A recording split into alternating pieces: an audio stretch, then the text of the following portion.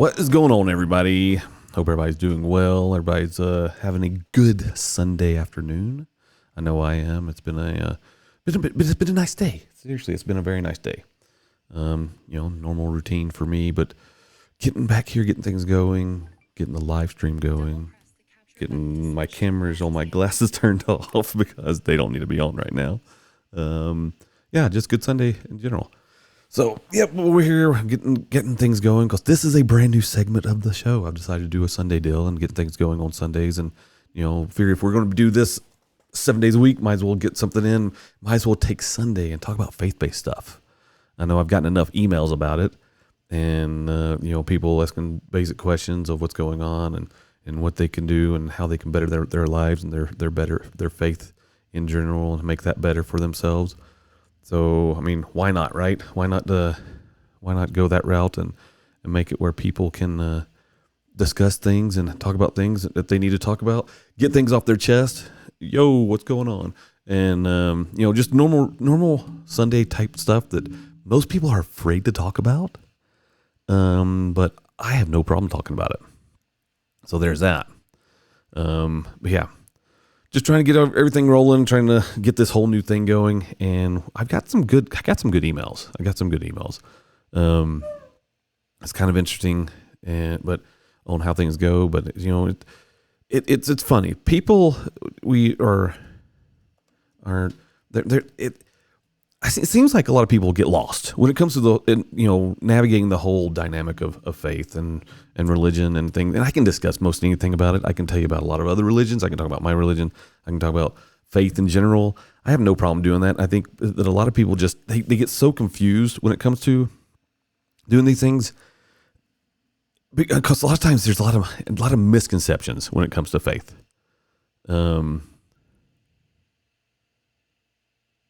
Very nice. People watching 3:30 a.m. You are up late. That is crazy. Of course, I'm up late too, so there's that. It's just, it's one of those things. It's just, let me send this real quick. Boom, done. Yeah, late watchers, man. Never been to India. One day I'll go there. So, but yeah, it's a beautiful day. It's a beautiful time. It's nice. It's a good time. Lack of a better word, it is a great time to be alive. I have trying to get this set up. I have a friend of mine trying to jump online. He's going to be jumping on him, and he's over in Texas, and he wants to help me with some of these things because these are things that are important. These are the things that what's funny is like here in Utah. And as much as people don't think about it when it comes to, as much people don't think about it, it's hard to discuss faith stuff, and that's crazy. But it is what it is. And when it comes to dealing with faith, I think people struggle because they think that it has to all come down to the big push of, hey, this is what I've got to do. This is what I'm doing when it comes to me. And I just can't, I can't talk about it because it's embarrassing. I think that's the biggest part. People get embarrassed. One reason I think people get embarrassed when it comes to, faith in general, is because they don't fully understand what they believe, right? And that sounds horrible to say it that way. There we go. It sounds horrible to say people have issues. What's this? Hold on. More messages. There we go. All right, let's see if we can do this. Boom here.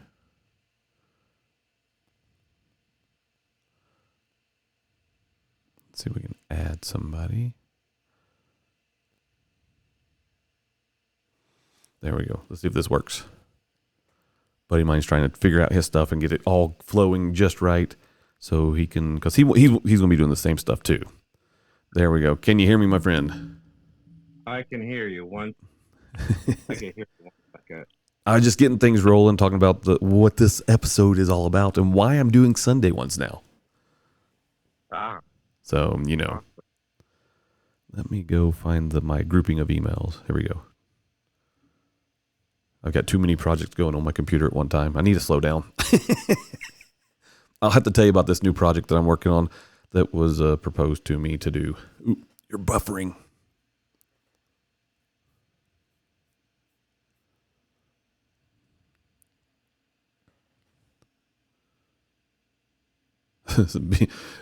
So what's up with Fluffy? Fluffy was we got the invite to go see Fluffy on the other night. So that canceled our live stream. Well, Nathan's buffering a little bit. The whole, seeing Fluffy was nice. I mean, so let's talk about Fluffy for a second. Gabriel Iglesias, dude is hilarious. The dude is funny. Love the guy. Love everything there's about him. He's a very talented guy. But it's kind of sad. I mean, don't get me wrong. You go to a comedy show for the comedy. You go for the comedy show to be happy. But he talked about some personal stuff, and his personal stuff was, it was relevant, but it was also kind of sad. And the reason I'll say it was kind of sad because he opened up a little bit, and part of his show he talks about, he doesn't want to offend people. He doesn't want to make people upset. But he talked about how, him getting out of a relationship with his wife. Then breaking it off and things, talked about that a little bit. Didn't cover everything about it, but he talked about it just a little bit. And then, hold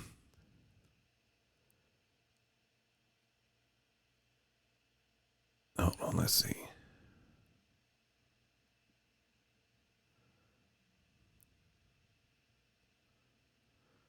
It is still buffering. It may not work there you go. Now you're back. You were buffering for a while. Yeah, I'm back. Now you're back. Okay. So I had the question about Fluffy because we went to go see Shannon and I went to go see him the other night. We were invited to go see him perform, and I was talking about how it's kind of sad because he's a very talented guy. He's funny. He's he knows what he's doing, and he's improved his skills tremendously. Now that being said, he did open up about his relationship with his wife because people always ask questions about that type of stuff. And what happened was he opened about that, but then he started talking about how he knows true love does exist, but he's just no longer going to be chasing it. He just wants people to hang out with at this point because one, he's been burned, and I understand that he's been burned. And then on the other side, he doesn't know if you can trust people because when you're talented like that, do people like you because you're money, or do they like you because they like you? Which is a hard thing to figure out. It's very difficult. And after when he was talking about that, and he brought it all back in. He kind of went down that little rabbit hole of sadness, and talking about that. But then he pulled it in to make it kind of funny again. But I started thinking about that, how it's I hate that sadness is there for the guy because I believe everybody deserves to have someone. Everybody needs someone. Yeah, but I think also if we take a look, let's take his popularity aside, his fame and his fortune. Let's strip all that away. Okay. So now he is just another individual who's out there who is searching, whether they know it or not, for their true love or soulmate, however you want to say it. Right. I don't know. I still tend to think that you just know when you meet the right person. Oh, I agree.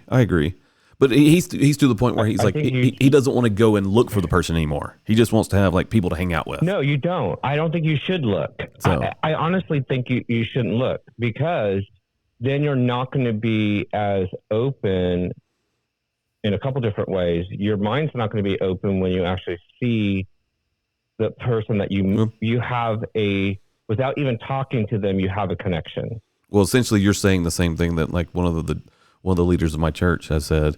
It was actually President Hinckley. He said, "If you're looking for love, don't be looking for it. Just let it happen." Because he said it will happen. Let it come in when it's coming in.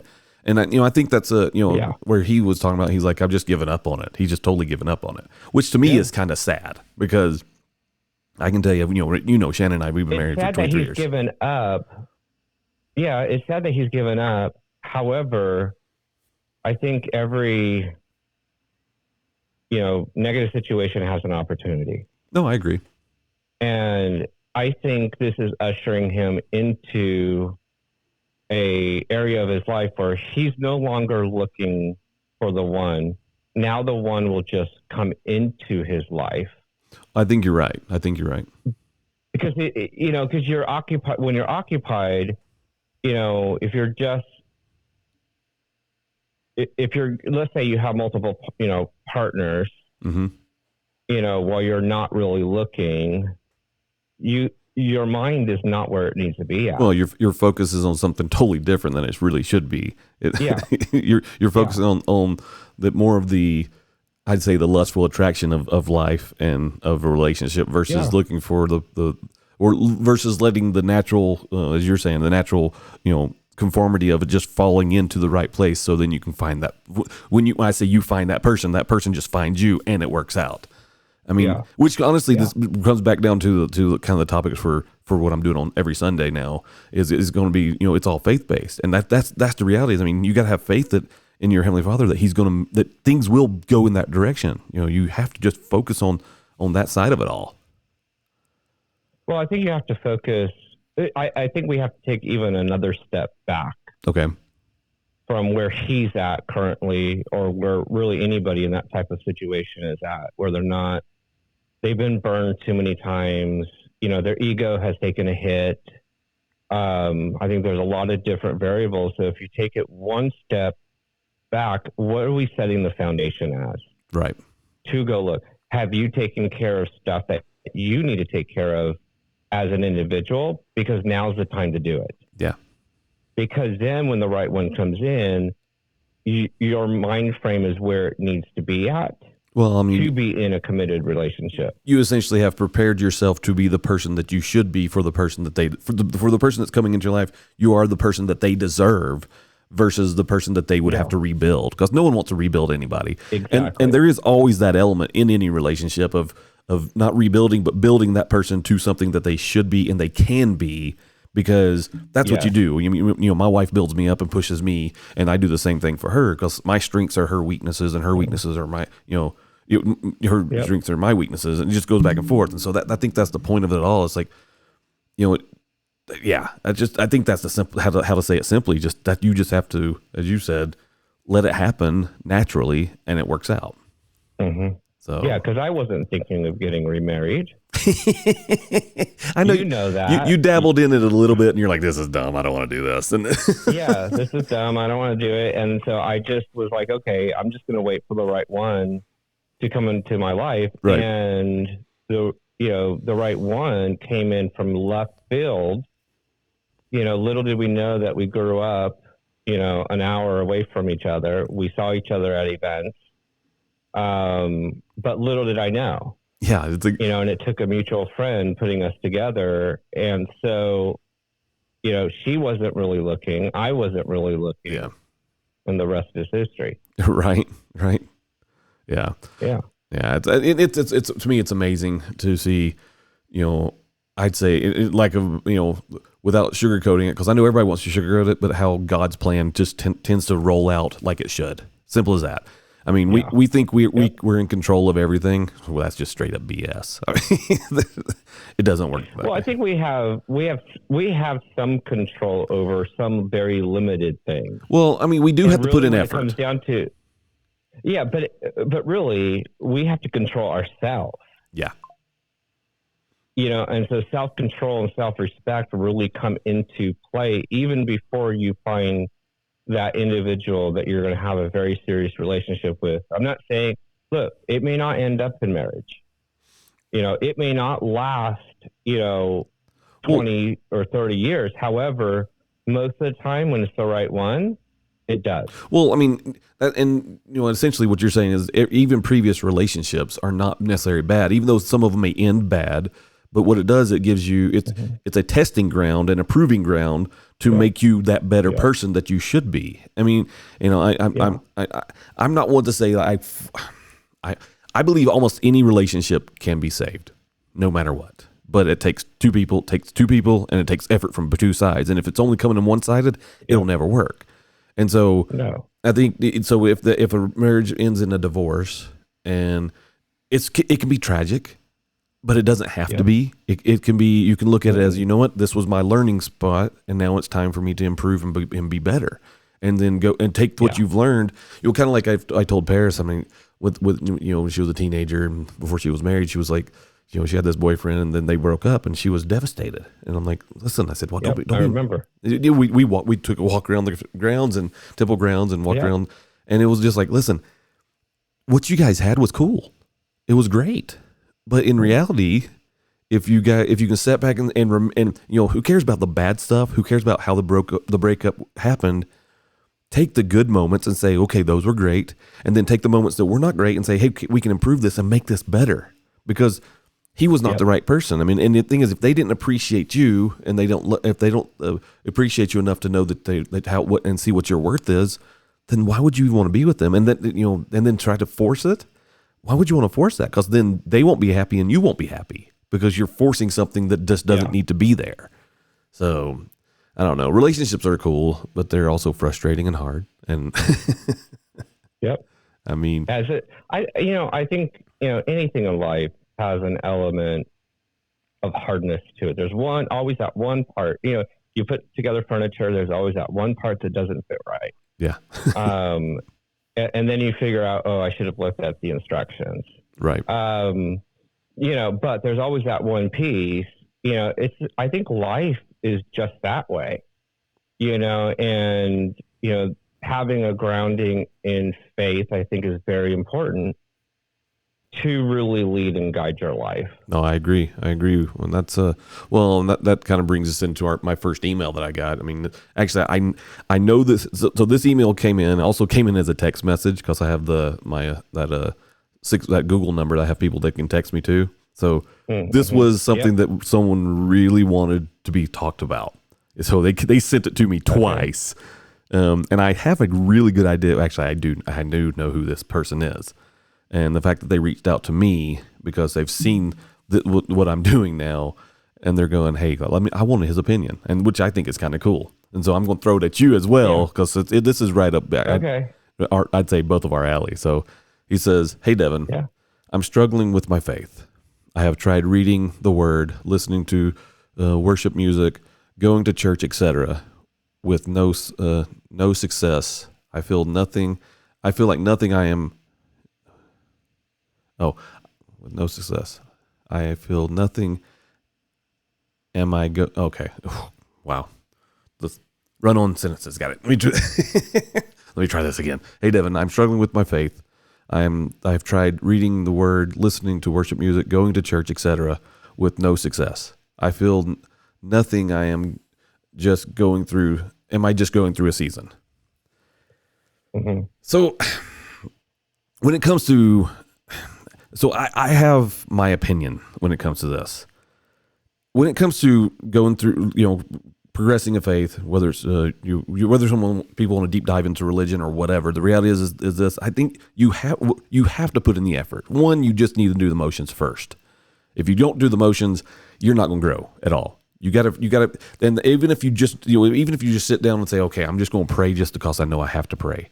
Sure, you're going through the motions, but eventually you have to come to a point where you're like, okay, do I believe what I'm going through? Do I believe what I'm praying about? Mm-hmm. Go from that standard, your normal child prayer or whatever, bless us, we'll sleep well tonight, and bless mom and dad, amen.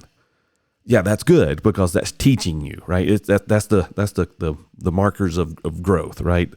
But then once you realize, okay, how can I take this to the next step? And that's what he's asking here is, how do we take it to the next step so he can actually progress in faith?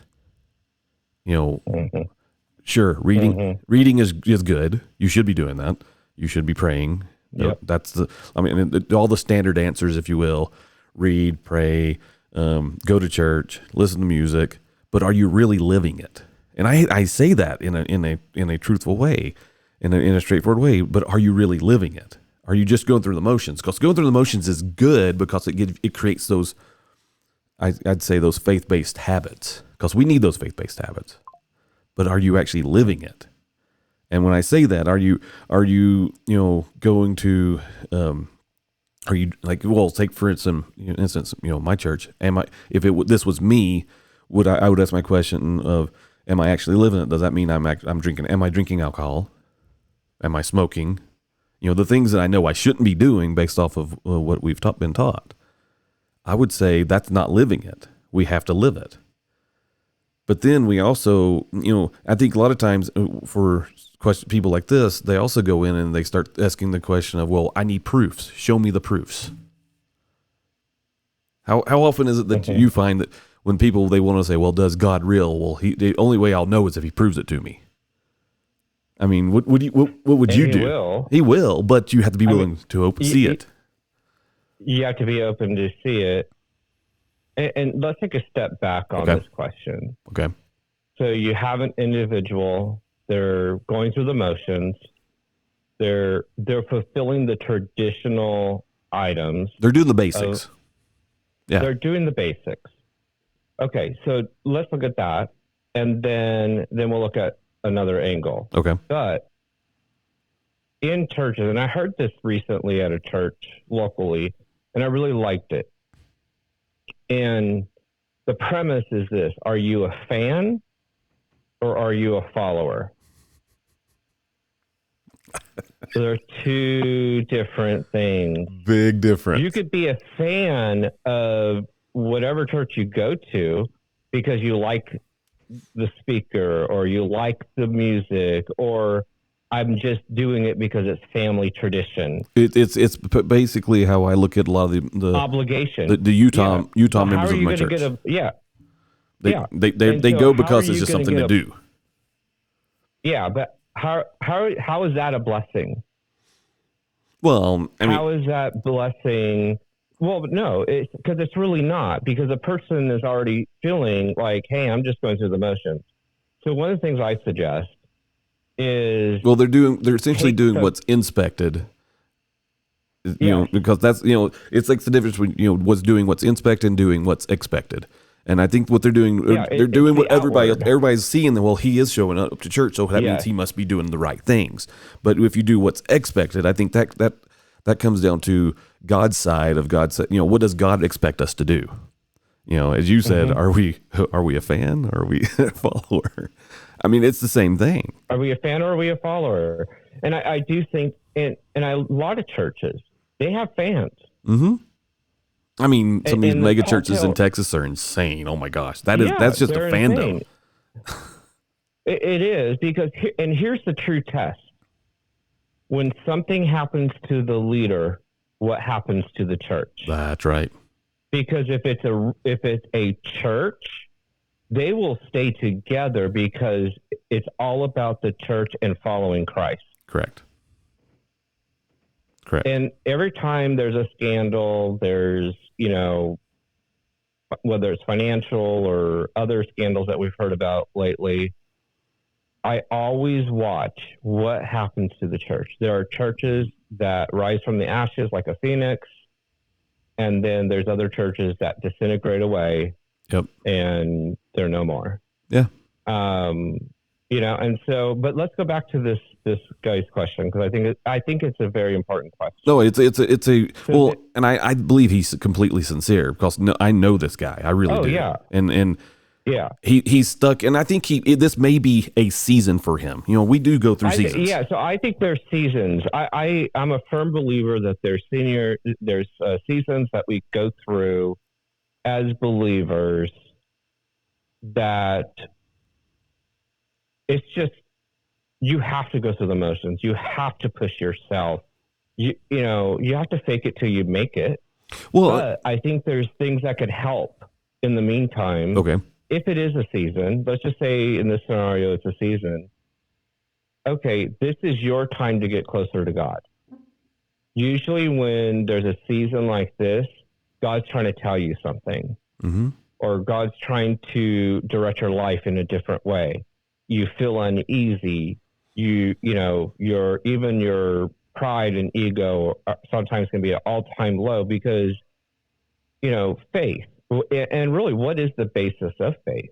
Faith is assessments of things hoped for, the evidence of things not seen. That's faith. Right. And so if we wrap to, your other question tailing this was, what do you tell people, when, they say, I won't believe in God until I see.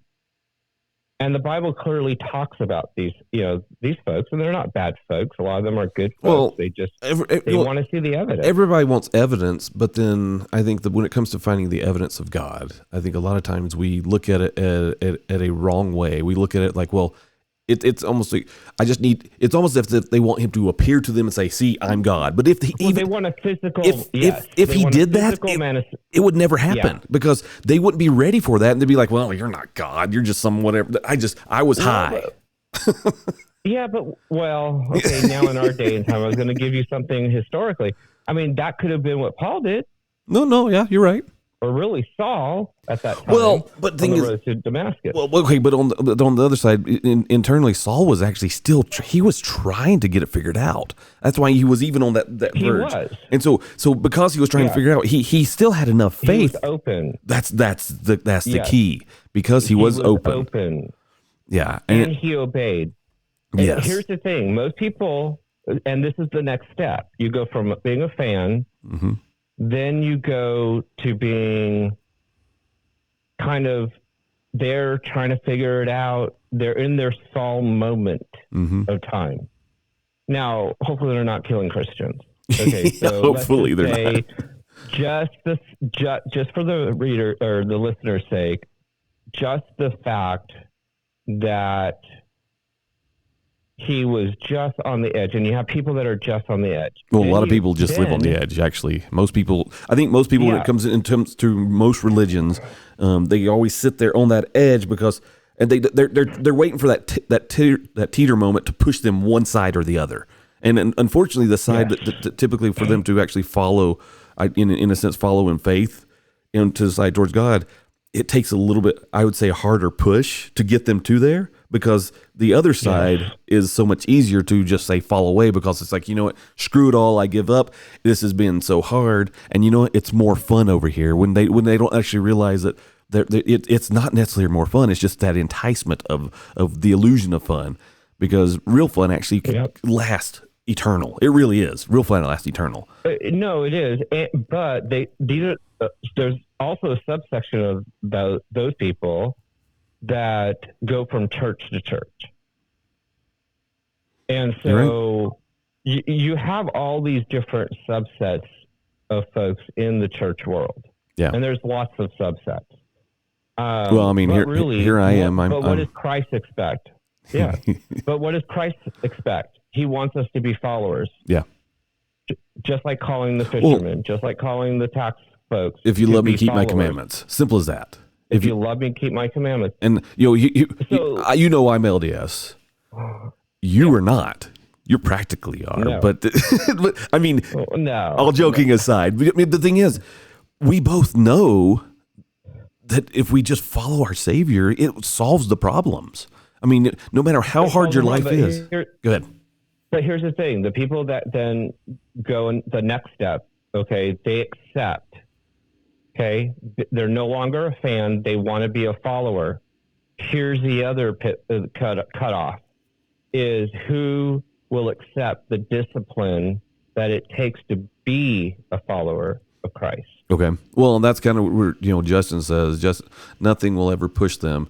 They will have they have to take the step off the edge. They can be influenced all they want, but the step is theirs and theirs alone. Exactly. I mean, no matter how much influence people have, you go over here. This our way is better. No, our way is better. It comes down to the bottom line is listening to the Spirit, feeling for those promptings from the Holy Ghost, and knowing where you should go, what you should do. And as this man is struggling, the fact that he reached out for one. Yeah. Because he's like, okay, I'm here. Give me a push. Give me the nudge. His way is better. Justin, he's right. God's way is always going to be better. And so if this guy's reached out and he's like, I want some help. That's amazing, because that means he's right there wanting to know what to do. He's right there wanting. But here's the thing, though. This is the time to go for a walk and pray. Yeah. Go like pour your heart out, not the hey, bless me, I'll do this. God.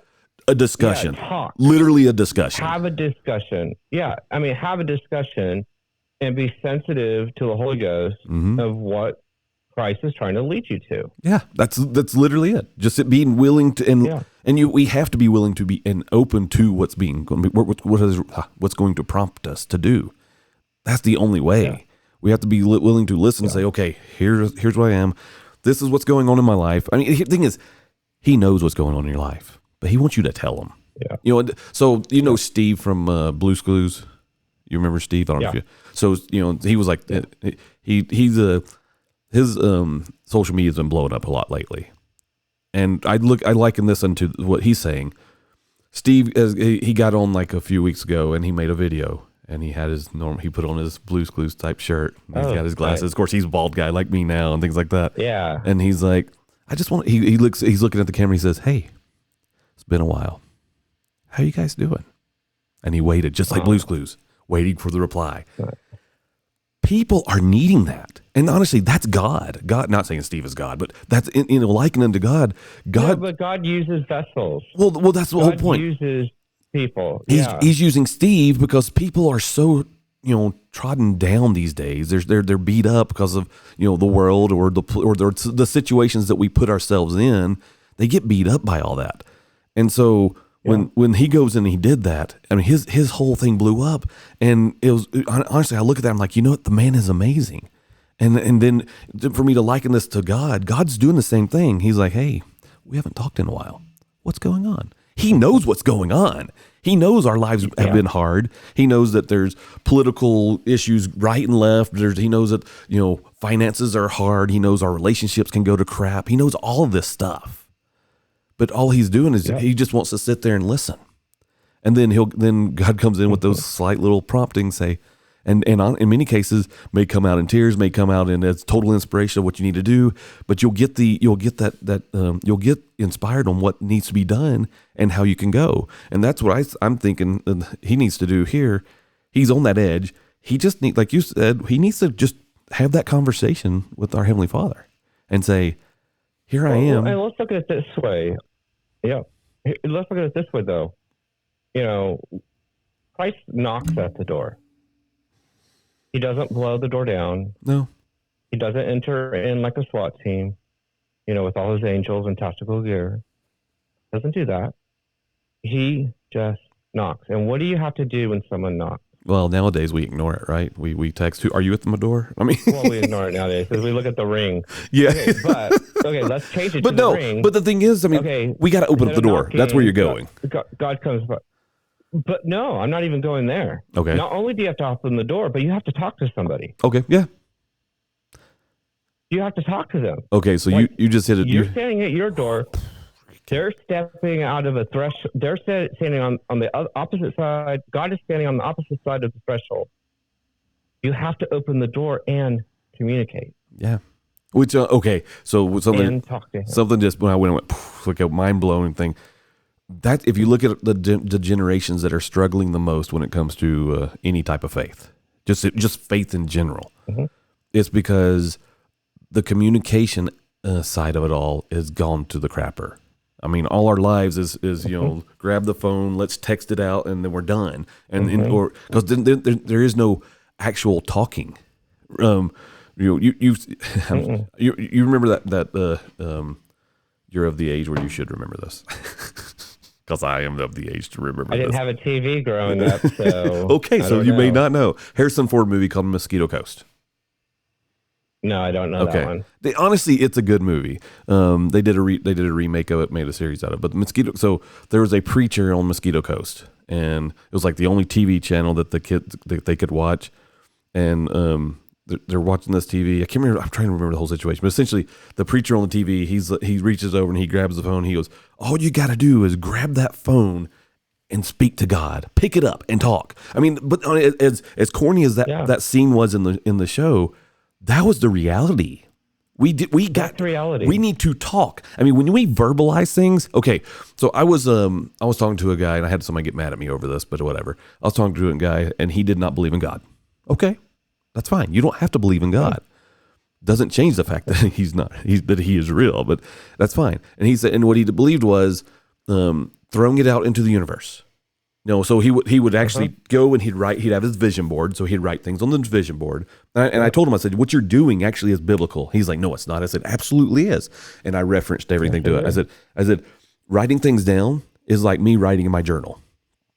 So I'll write in my journal. I said, that becomes the plan. And I talk about my day. I put it in my journal. I put down my aspirations. I put down my failures. I put down everything in my journal. And he says, well, I said, just like you do on your vision board, your vision board is not really about, some of the failures, but I like to look at my failures because that helps me to improve. It's not that I'm like dwelling on the bad things. Actually, a failure is a good thing. People have forgotten that. It's an opportunity. Correct. It's an opportunity.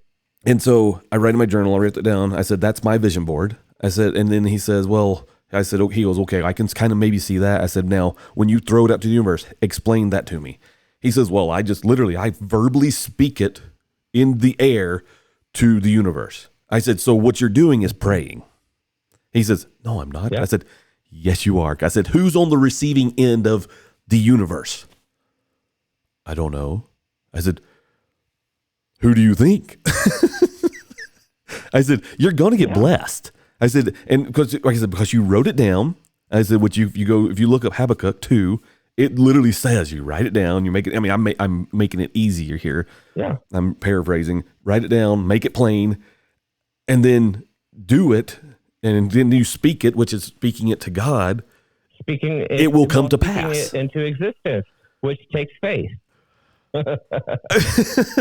And so, I had someone tell me, though, you're trying to take away what he wants, something so pure, and twist it into religion. I'm like, no. I said, the foundation of everything we have in society is biblically and religious based.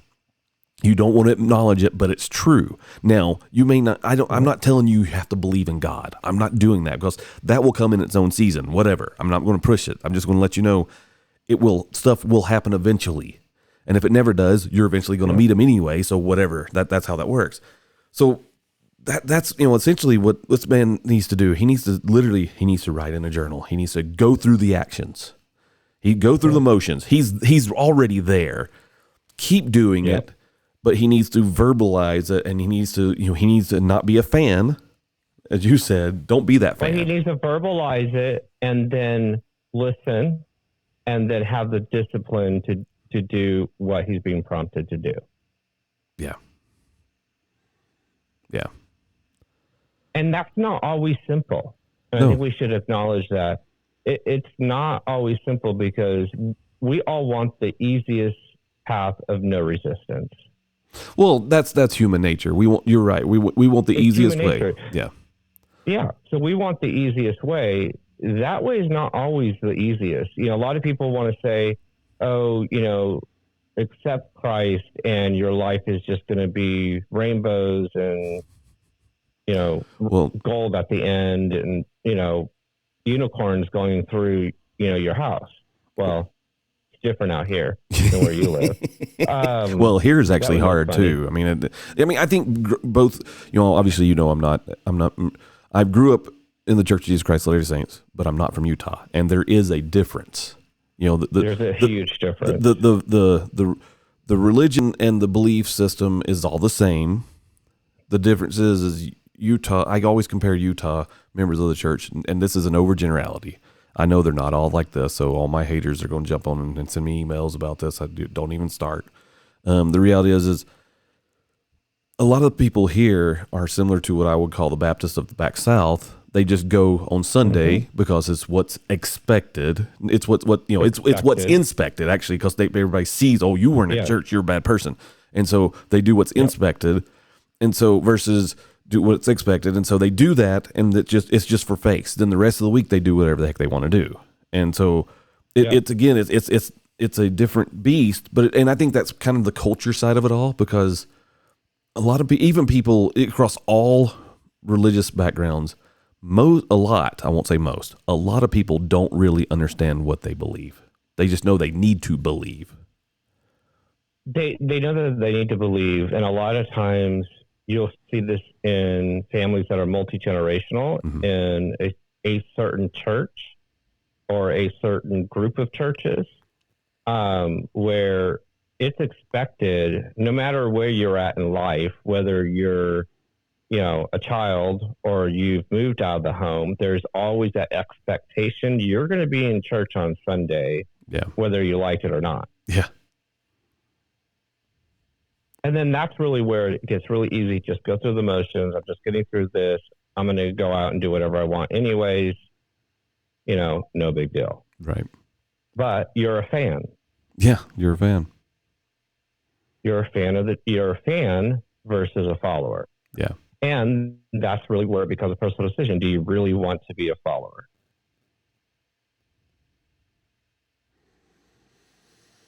Oh, that's kind of hard. That's deep. Uh-huh. I mean, and it can be done and be taken care of very simply, but people just have to put in the effort. It's all about effort. Yeah, so they have to put in the effort and communicate with God. I mean, heaven forbid communication is a thing, right? Have conversations. Yeah. Well, it's interesting where, folks think, and for obvious reasons that they have to pray a certain way, they have to talk to God in a certain way.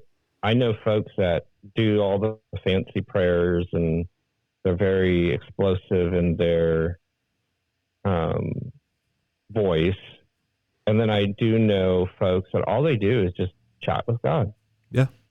Well, I mean, I saw that. Hey, this is what's going on. I saw one of the guys, someone who was a pretend person in the TV show I just filmed that I cannot talk about, but at least quite yet.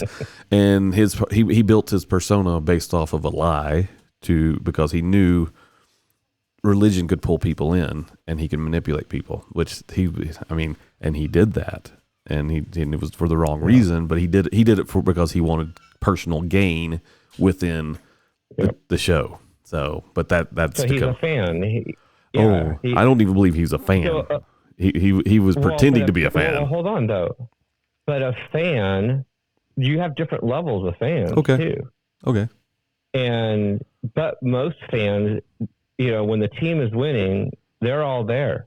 It's true. They're getting the blessing of a team winning. Right. It's their guy on the field, right? Well, once they stop getting that blessing, they're gone. Okay. Because they know what they have to gain. So this guy was basically, he saw an opening and, okay, I have this potential gain for myself in this competition. But, it's one of those things that you just got to push through it. Yeah. And you have to make a decision on whether you're going to be a follower, fan or follower. Justin's like bandwagon. No, that's true. You got bandwagon. Being on the bandwagon goes from every aspect of life out there. It doesn't matter if it's football or whatever, or any type of sport. It goes in everything.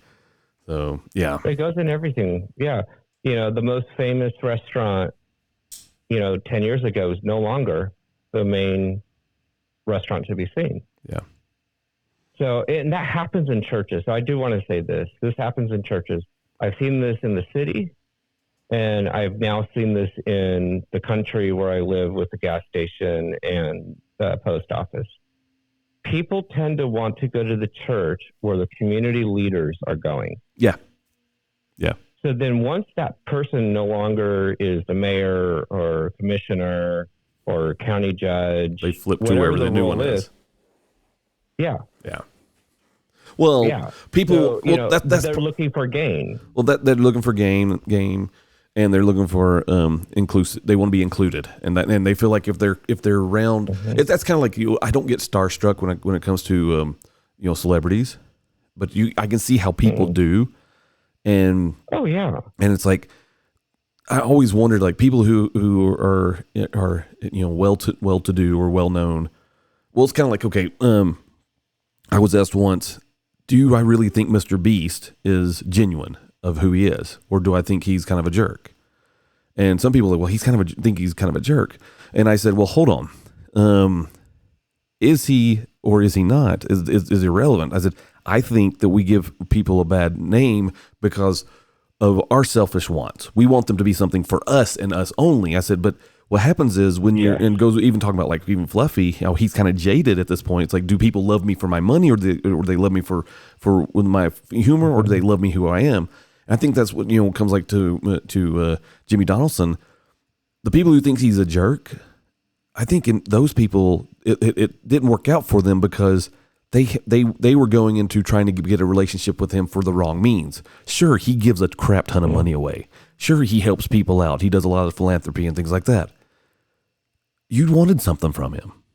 Instead of just being there and supporting the man and saying, hey, how can I help you? Because no one does that. That's usually when there's a new bishop called in. Yeah, but show the evidence. Okay. If you're going to call out somebody, and this is, I think, in this TikTok generation, which I love TikTok. I do too. We shouldn't at this age like TikTok and social media because we're the old folks now. Well, that's what society says, but I don't believe in that. Yeah, I don't either. I'm Gen X. I can do whatever the heck I want. I know. I'm still 18, 19, just running amok.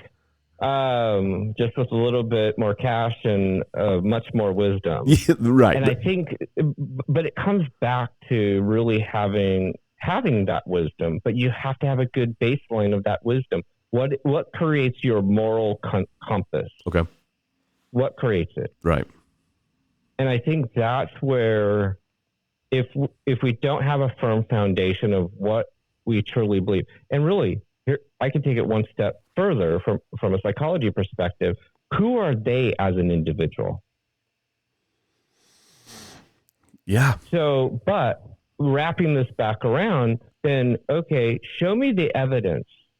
And look, we saw with P. Diddy, evidence of him beating, his, I don't know if it was girlfriend or wife, right, in the hotel videos. Yeah. And I'm sure there'll be more evidence that comes out. I mean, there's some evidence that has leaked out, but, we have to look at what's the evidence. Well, the scriptures tell us to look for that. It tells us that they're there. It always says by their fruits you shall know them. And that's simple as that. It's people always, man, good stuff. Always remain curious. Yeah, well, that's the problem. I think that's the one thing that I say, even in business. What's that? Always remain curious. That's a Walt Whitman quote. Okay, I didn't know who quoted it, so thank you. Oh, now I know who to give credit. Let me make sure I got maybe a different one about. I think it's Walt Whitman. Let's see. Da-da-da. He says.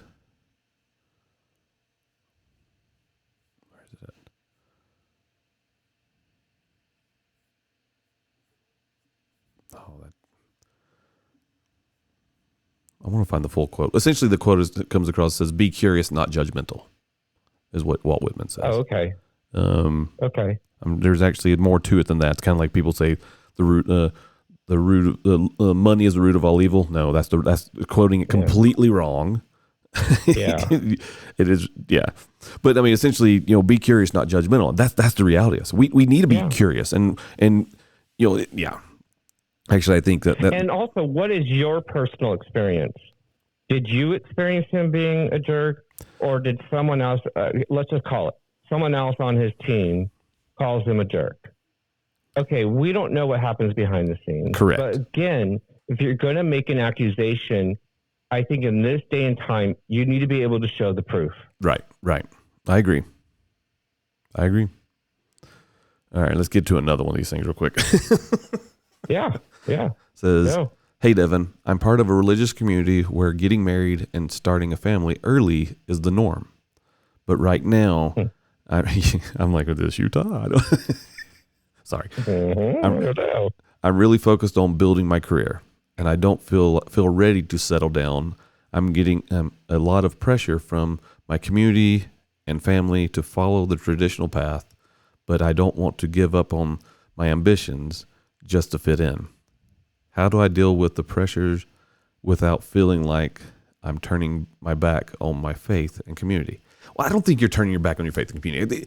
Okay, there's. I think. Well, hold on. Go. Hold on. I got something for this one. Okay. I don't know if you could say this, so just tell me if we can or can't. Is this a male or female? Do we know? This is a male. Okay, so even better. It's a guy.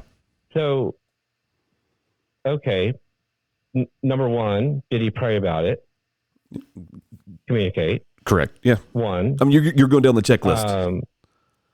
Number two, what did he feel from the Holy Ghost? 3, what's in the heart? And 4, if you go through, and I'm sure you have other steps, but if you go through some of these steps, you'll know what to do.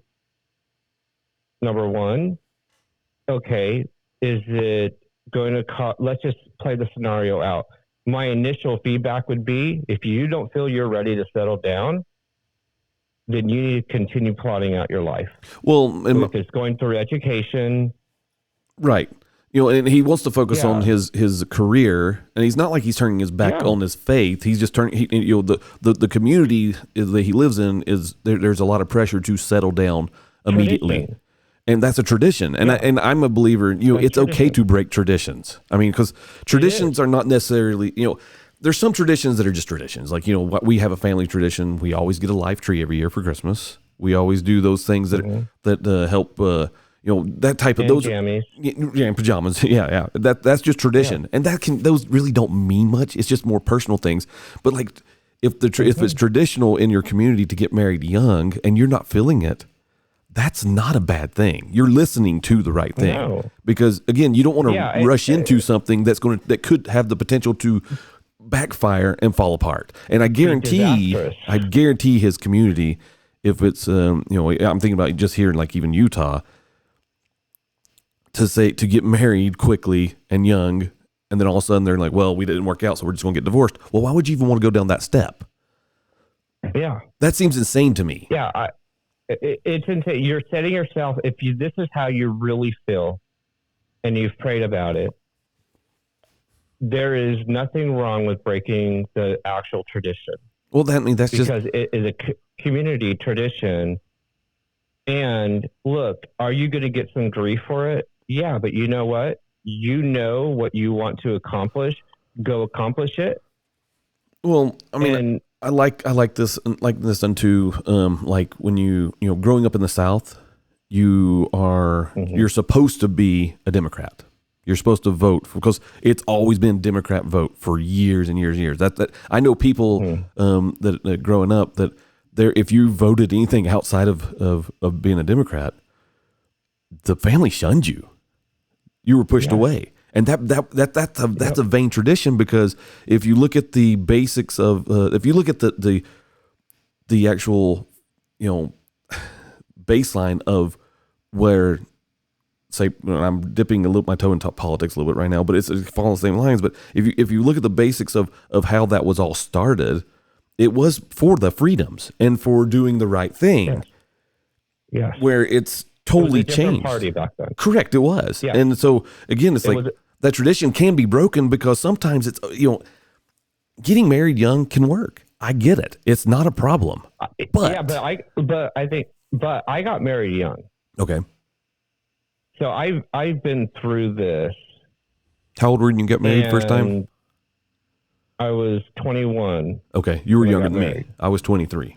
Yeah, I was 21 when I got married, and there was a lot of pressure back then that you get married young, so you start a family. You didn't go to university, and that was California, right? Yes, this is California.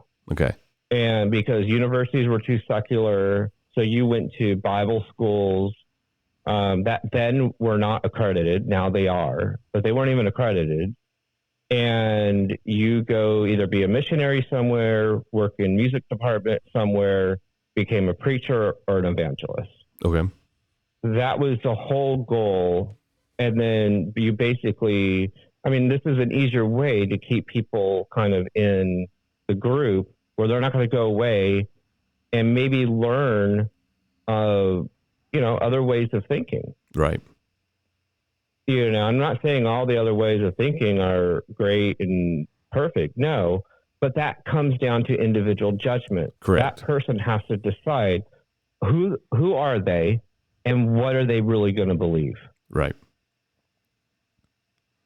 Well, and nobody else can help them. In this person's community, I can see the backlash that he would get would be, people just shun him. There will be some backlash no matter what.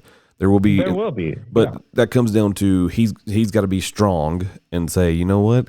Yep.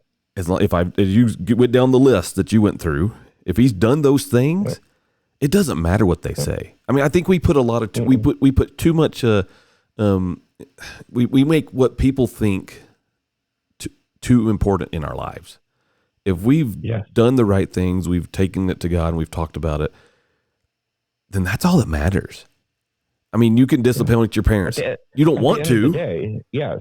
But you can disappoint your parents, and that's fine. You can disappoint your church leader, but let's think that's of fine. This, Devin. But let's think of this. Okay, you and I are putting up our nets. All of a sudden, this guy that we don't know, with maybe a small group of men at that point, I don't remember how many at that point, someone just walks by and says, come be fishers of men with me. They dropped out of their father's business. Yeah. Do you think that had an impact? A little bit. They had to go tell their wives, the ones that were married, that probably had children, hey, I'm not going to be here for a while. Like the next 3.5 years. I'm going to pop in and out. Okay? You don't think, especially in the community, in the historical context of the community they were in, you don't think that would have caused a stir? No, yeah.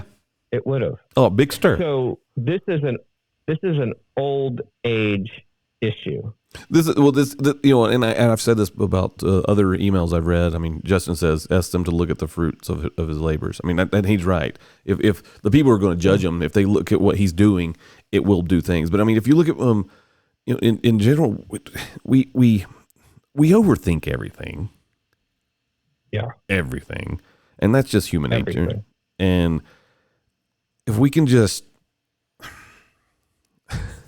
if we can get people to step back and follow along like what Justin said, look at the fruits, he can show them that he is not turned from the faith. He's still doing what he's supposed to do. He's still following through. He's still going through all those motions, but he's just trying to create. Honestly, he's trying to create a career that will bring in more money, which in many cases, more money into a community, especially nowadays, is huge. Yeah. We need that. Yep. He's trying to, if anything, he's trying to make the community better by whether it's just gaining more skills to help the community or bring in more resources for the community. He's doing the right thing. I mean, and yes, he's doing the right thing. I don't think he's doing anything wrong. He just doesn't want to be judged. That's really what it comes down to. He does not want to be judged. And here's the thing. Yeah. And no matter what you do, you are going to be judged. And you know what? I say it this way. It may not be totally accepted, but so what people think? Yeah. I mean, and you have to get, I for so long lived in a world and in a mindset that I wanted everybody to like me that I encountered. 100%. I couldn't get 98, 99%. No, I always had to have 100%. And that turned me into just a people pleaser. Yeah. Just trying to please people. And that's exhausting. And what'd that get you? Nowhere. In the hospital. A lot of stress. Yeah, a lot of stress. And it just wasn't the way to live. And, one of the reasons why I like doing this is because I don't want other people to wait until they're in their late 30s, early 40s to understand this. Yeah. That they have to carve their own path. Yeah. You can still hold on to some of the traditions of the past. You can, absolutely. You can still hold on to that. Yes. And honestly, having a good faith-based background that's a good tradition to have. It is a good tradition to hold on to because it helps keep you grounded. Because if you're not grounded and you don't have a way to make if you're not grounded, you're going to go everywhere. You're just going to be blown at the breeze, right, left, wherever. The wind, just like the scripture talks about being blown by the wind, left to right. If you have that footing, you're going to be fine. And this person, they just need to not worry about it. I mean, don't let the judgment of other people hold him back from the successes that honestly that God wants him to have. Because if he's being pushed that direction, the thing is, love will come. It will happen. You know this. Yeah. Love in a relationship will happen. I mean, his community wants to push him that way, but guess what? Yeah. It's going to happen. That's irrelevant. It's just, you can't fight it. It's yeah, but this also ties us back to question number one, or scenario number one that we talked about with Fluffy. This rolls right into it. And if he hasn't met someone, don't go turning up every single stone to try to find that one. No, live your life. And it happens. The right one will come. When it happens, it happens. And then things just unfold. It's like a flower. When that happens, it just buds really nicely. Yeah. Any other questions? Oh, I've got a million of these things. They come in. Okay, good. I get a ton of them. Justin just said faith in the doctrine, not faith in the culture. Yeah, that's okay. That's good. Fan versus follower. That's really what it comes down to. So, yeah. All right. This one says, "Hey, Devin, my partner grew up in a very strict religious household, and they want to raise our kids with the same values and rules. I don't have the same level I don't have the same level of commitment to that lifestyle, and I'm worried it will create tension between us, confusion for our kids. How do I balance their desire for the strict religious upbringing with more laid-back approach?" Okay, so you need a foundation of faith, no matter way you look at it. You have to have that foundation, and both of these guys have it. Both her and her husband. I understand the side of being strict. I get it, but that also can be taken to an extreme. And because if you look at a huge strict religious background, it tends to push people away faster than a background of religious love. Simple as. I mean, I now as okay. So, but let me say this. Okay. And this is not a criticism or even trying to be judgmental. I'm just trying to be really realistic in this. Okay. This conversation should have happened pre-marriage. Mm-hmm. How do you want to raise kids? What church do you want to go to? What's your favorite food? What's your favorite color? Like, this should just be a part of a normal conversation on a date. Heaven forbid we actually have conversations. Before promise ring, before engagement ring, before marriage ring, you've got to have these discussions. This is called, when you're on a date, put down the phone and let's ask questions. The phone does not exist. Talk about some things. Yeah, let's talk about some things. Finances. Let's really drill down. All those, finances, religion, raising kids. What's your favorite color? Politics. All those things come intertwined in a relationship. If you don't talk about those beforehand, they can be a crutch, and this could cause tension. Now, absolutely can cause tension. I mean, and will it cause confusion with the kids? Absolutely it will. Now, let's talk about solution. They need to talk for one. It sounds like they've been talking, because this person knows where the other person is at. But they don't. They want to go to the more structured. But they don't want to. Neither one of them want to part with where they feel. That's the problem. Yeah. It's the hate to say it, but this is coming down. It sounds like to me that they're to a standing point of saying, "Well, I want to be right and you're wrong." Yeah. There is a good happy medium between the two. And I think there is a good. Well, there can be, not all the time. Okay. There in this type of situation, especially when it involves, you want more of a strict pathway. I want more of the relaxed pathway. That's always hard to find a compromise, especially finding somewhere to go that kind of meets in the middle, where they're a little bit strict but kind of laid back. Well, and part of that is, I mean, even if you go to a place that's super strict, it doesn't mean that you have to be that strict, because this comes down to your household. I mean, because in the end, what's it all about? It's really about that faith in Christ. That's really the bottom line there. Yep. Now, to what point are you going to push it and push your kids and your spouse to the point of breaking because you don't want to break them. You want them to feel loved. You want them to feel part of it. You want them to grow and improve in the gospel setting. So to get past that, I mean, for one, they have to talk. They have to talk more, and then they have to talk. And you know what? They may need to go to. I would recommend going to a counselor to facilitate the discussion, because it is a sensitive topic. Well, they already have kind of. Why does he want to be strict? Why does she want to be so lackadaisical? That's really the two questions that need to come up. And there's something from the past that the reason that's why they want to be. She probably came from a strict background, and it was and she got a bad feeling from it. You know, there's some animosity there where he probably did, but he didn't have a problem with it. He's like, okay, this gave me structure. I mean, in many cases, most men can handle the strictness of things because the structure is there. Men like structure for the most part. They like, we all like boundaries. We like to know, can I go this far? Okay, that's how far I want to go, and that's as far as I will go. Yeah. I mean, it's a. Well, the reason why I'm recommending a counselor is because they have to unpack. Because what if there was a past sexual assault? There could be some abuse in here. Yeah. Some abuse. We don't know what's in the background of what's feeding into this, and I've seen people try to do this on their own, and it's way harder to do it on your own. Massive fireworks, and it's ugly.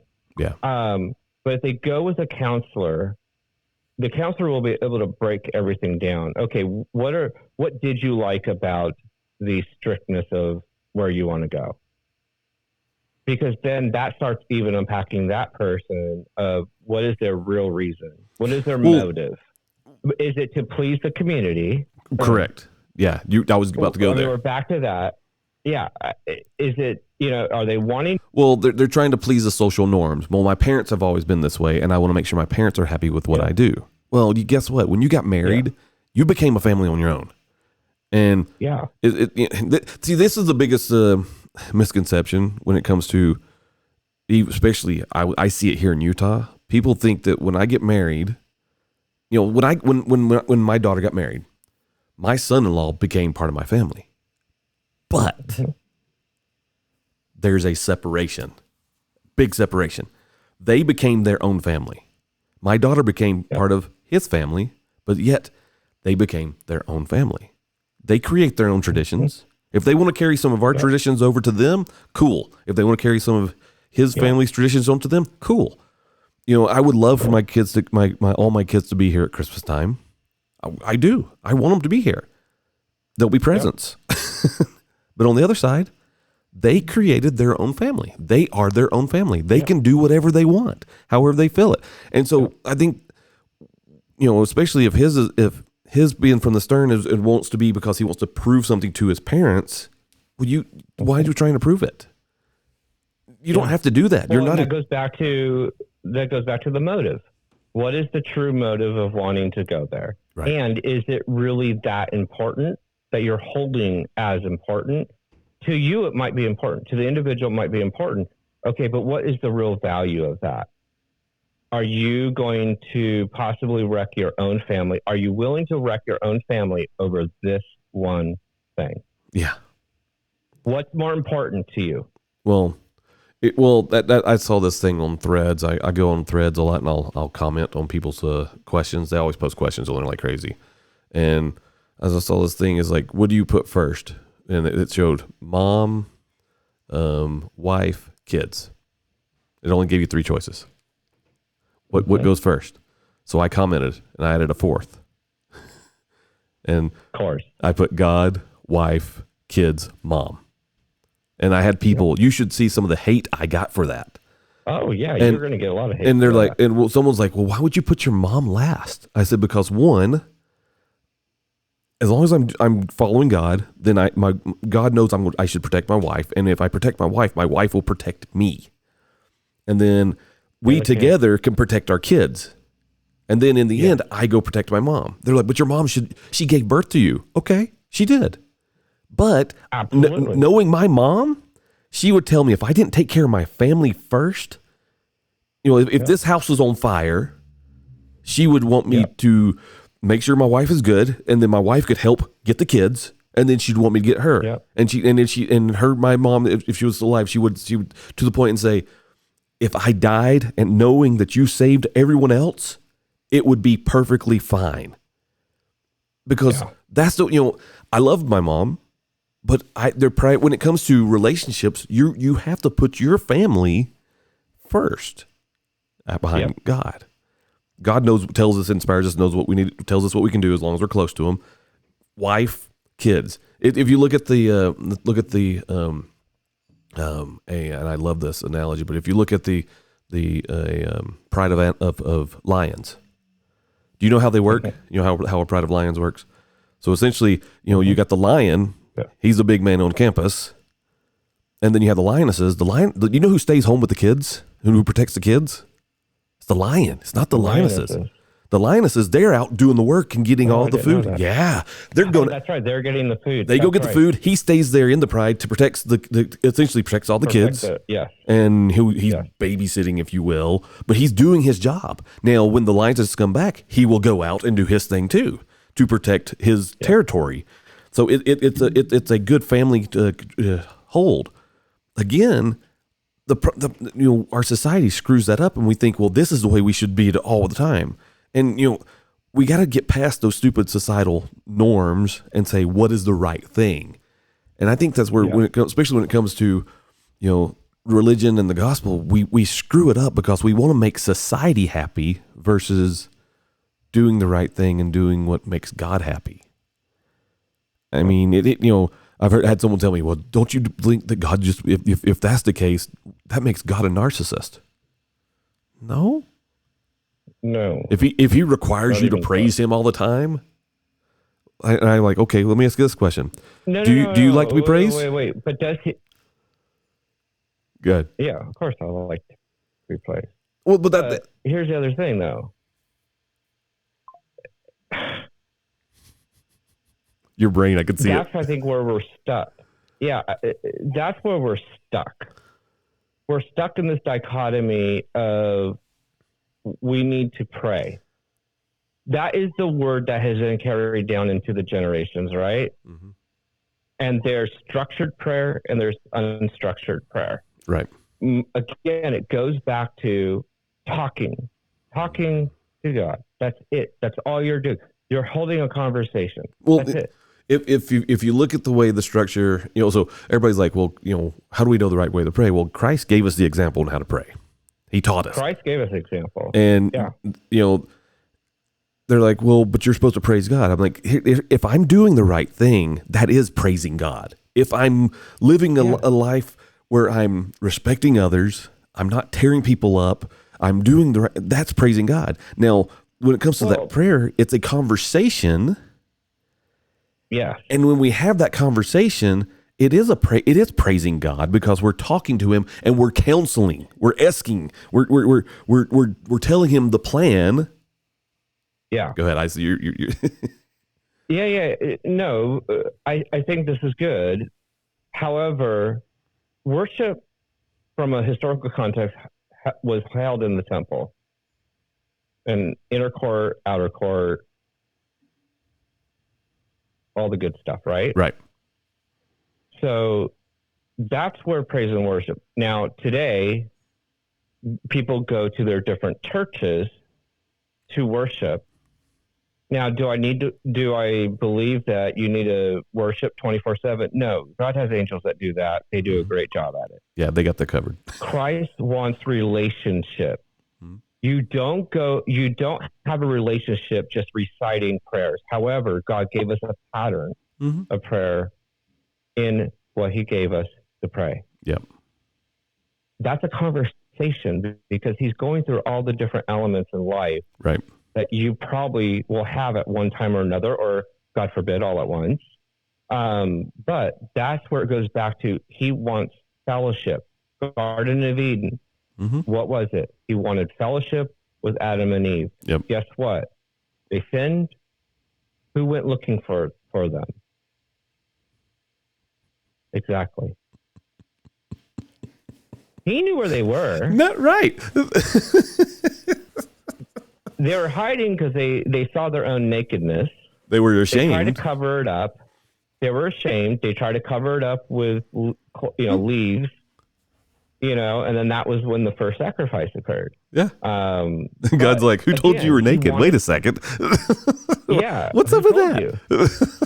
Yeah. Like, how'd you know? Well, he already knew, but it goes back to, he's always wanted fellowship. Right. That's what he yearns for. And when he comes back for his bride, he's coming back for those that had a relationship that truly followed him. Right. That's the crux. I think a lot of times we try to make it difficult because we try to split the needles and the doctrines, into a million different pieces. And I always said, if you can't say it simply, you don't know enough about it to even talk about it. And to me, there are some deep dive things when it comes to the scriptures and the gospel and things like that. But for the most part, overview, it's pretty simple. And we want to screw it all up every time. And we make it difficult, which causes us to lose our faith, causes us to struggle. I mean, like this next email. I mean, I'm segueing into that. I mean, you'll get a kick out of this one. This one says, "Hey, Devin, I need a short break, real quick. Hold on. I need a short break because my camera's getting ready to die." Oh, got it. Because I tried to do this on my laptop and it doesn't work on the laptop. Oh, got it. So let me plug in my phone real quick. I'm going to go dark. Go for it. Go dark.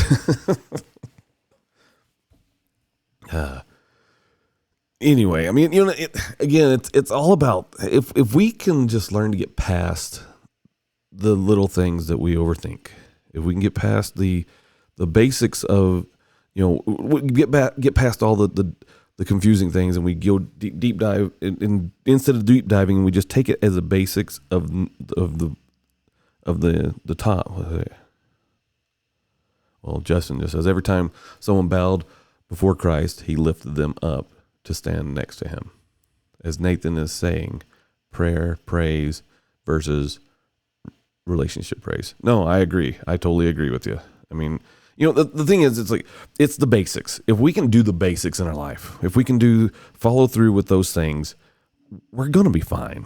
The stereotypical things that we deal with when it comes to the world, we have to remember, we don't need to worry about the things that the world does. We don't need to worry about how the world's going to react to us. What we need to do is worry about where we stand before our Heavenly Father. Plain and simple. Are we doing the things for the praise of man, or are we doing the things for the praise of God? That's really what it comes down to. Get the relationship. That's really, really the end. We tend to overthink everything. You're back. And I'm back. And I just fell. I was trying to follow with my head. We overthink everything when it comes to life in general, religion, everything, relationships, all this. We overthink it when it all comes down to the basic, simple things of life. My opinion. Yeah. So like this next email, it says, "Hey, Devin, I need some advice about my role as a leader in my church." Okay. This is interesting. Uh-huh. So I like that. And I'm going to stop right there. The email's pretty good, but stop right there. The fact that I have a random stranger emailing me, 1, 2, a leader from a church and they have to know, if he doesn't know, they have to know that, typically this is not something that is done. Yeah. Now, he signed it. I'll tell you, he signed it the weary leader. He didn't sign it with his name because he wants to keep it anonymous, which is good. Yeah. But you look at this, I mean, the fact that coming to me, and they know my background as being a member of the Church of Jesus Christ Latter-day Saints, but the fact that they're trusting me to give a good answer for him to be a leader in his church, I can do that. Yeah. Because I'm not judging. I know we can all coexist on the same plane, because what do we go? What's the bottom line? It's all about our Savior, right? Mm-hmm. That's reality. So anyway, so I just wanted to throw that in there. I appreciate that. That to me, I think that, well, it's humbling for me to someone who's a leader of another church come and ask me a question, knowing my background as a member of the Church of Jesus Christ Latter-day Saints. That's humbling. That really is, and that's also a lot of trust. So anyway, he says, I've been an elder for the past 5 years, and I've always taken my responsibility seriously. But lately, I've been feeling like a hypocrite. I give advice, I help make decisions, I pray for people, but deep down, I'm struggling with my own faith. There are days when I don't even want to go to church because I feel so disconnected from God. It's not that I've stopped believing, but it's like my heart isn't in it anymore. I feel burnt out, and I don't know how to keep leading others when I'm barely hanging on myself. I feel like if I admit this to anyone, they'll lose faith in me, or worse, I'll lose my position, that's a big deal. That is. How do I keep serving the church when my faith feels so fragile? And is it okay to step back for a while, even if that means letting others down? Sincerely, the weary leader. That's a hard one, because I see. Yeah, that one is hard. So he's built himself up. He's been helping out. He's been doing his calling for 5 years. He's been doing his leadership. Is he burnt out due to the others not stepping up? No. So Justin is right. So is he doing everything? Has he not delegated well enough? So if you look at this like if it was a business, if you're the CEO of a company and you're not delegating and you're not getting people to do their job right, you're going to fail. Yeah, but I think it's a little bit different, especially when you're in an elder's role in a church, and some churches, have their elders, on a 2-year rotation or a 5-year rotation because of burnout too. Yeah, and to whatever. There's a huge. I think this actually opens up a wider discussion. There is a burnout trend for religious leaders today. No, I can see it. There's a shortage of leaders, period, because the average person who tries to start a church burns out within 6 months. Yeah. And I've done it. It's grueling. Especially when you're having to set everything up, tear everything down. You don't have a permanent location. Now, in this case, it's a double full-time job. Permanent location. Yeah. Now, as an elder, it's not necessarily a full-time job in most cases. Right. But it does involve a lot of extracurricular activities and private one-on-one conversations. But let's take a step back. Was he prepared for the position? I think a lot of people aspire to do these things, but the aspiration doesn't mean you're prepared to do what you aspire to do. And faking it till you make it can only go so far, especially when it comes to things that you don't. That only goes so far. Right. Yeah. Obviously, there's a lot of underlying questions we got to have here. Well, it goes back to the community. So, one, he doesn't feel safe in his community to say, hey, I'm feeling this way. I need to take a sabbatical for 4 weeks or 6 weeks or a couple months to kind of regroup. That's usually what the solution usually is. Right. Is they'll take a sabbatical, get time to recharge, whatever time he thinks he needs to have.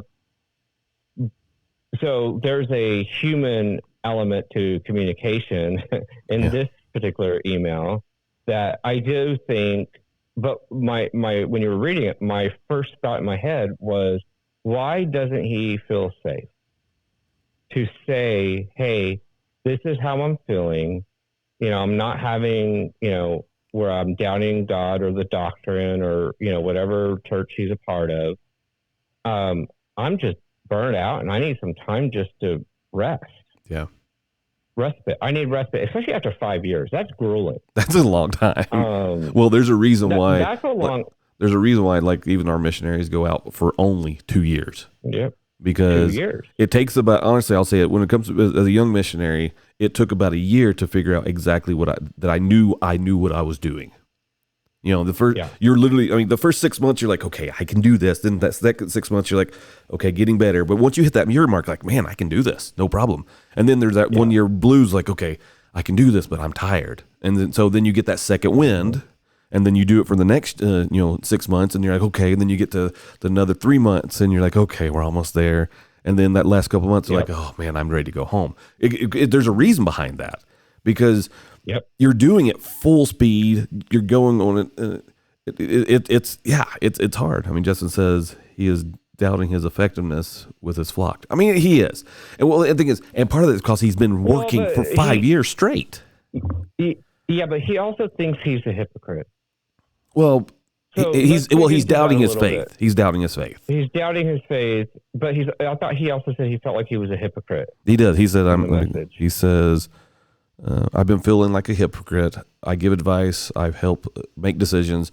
I pray for people, but deep down, I'm struggling with my own faith.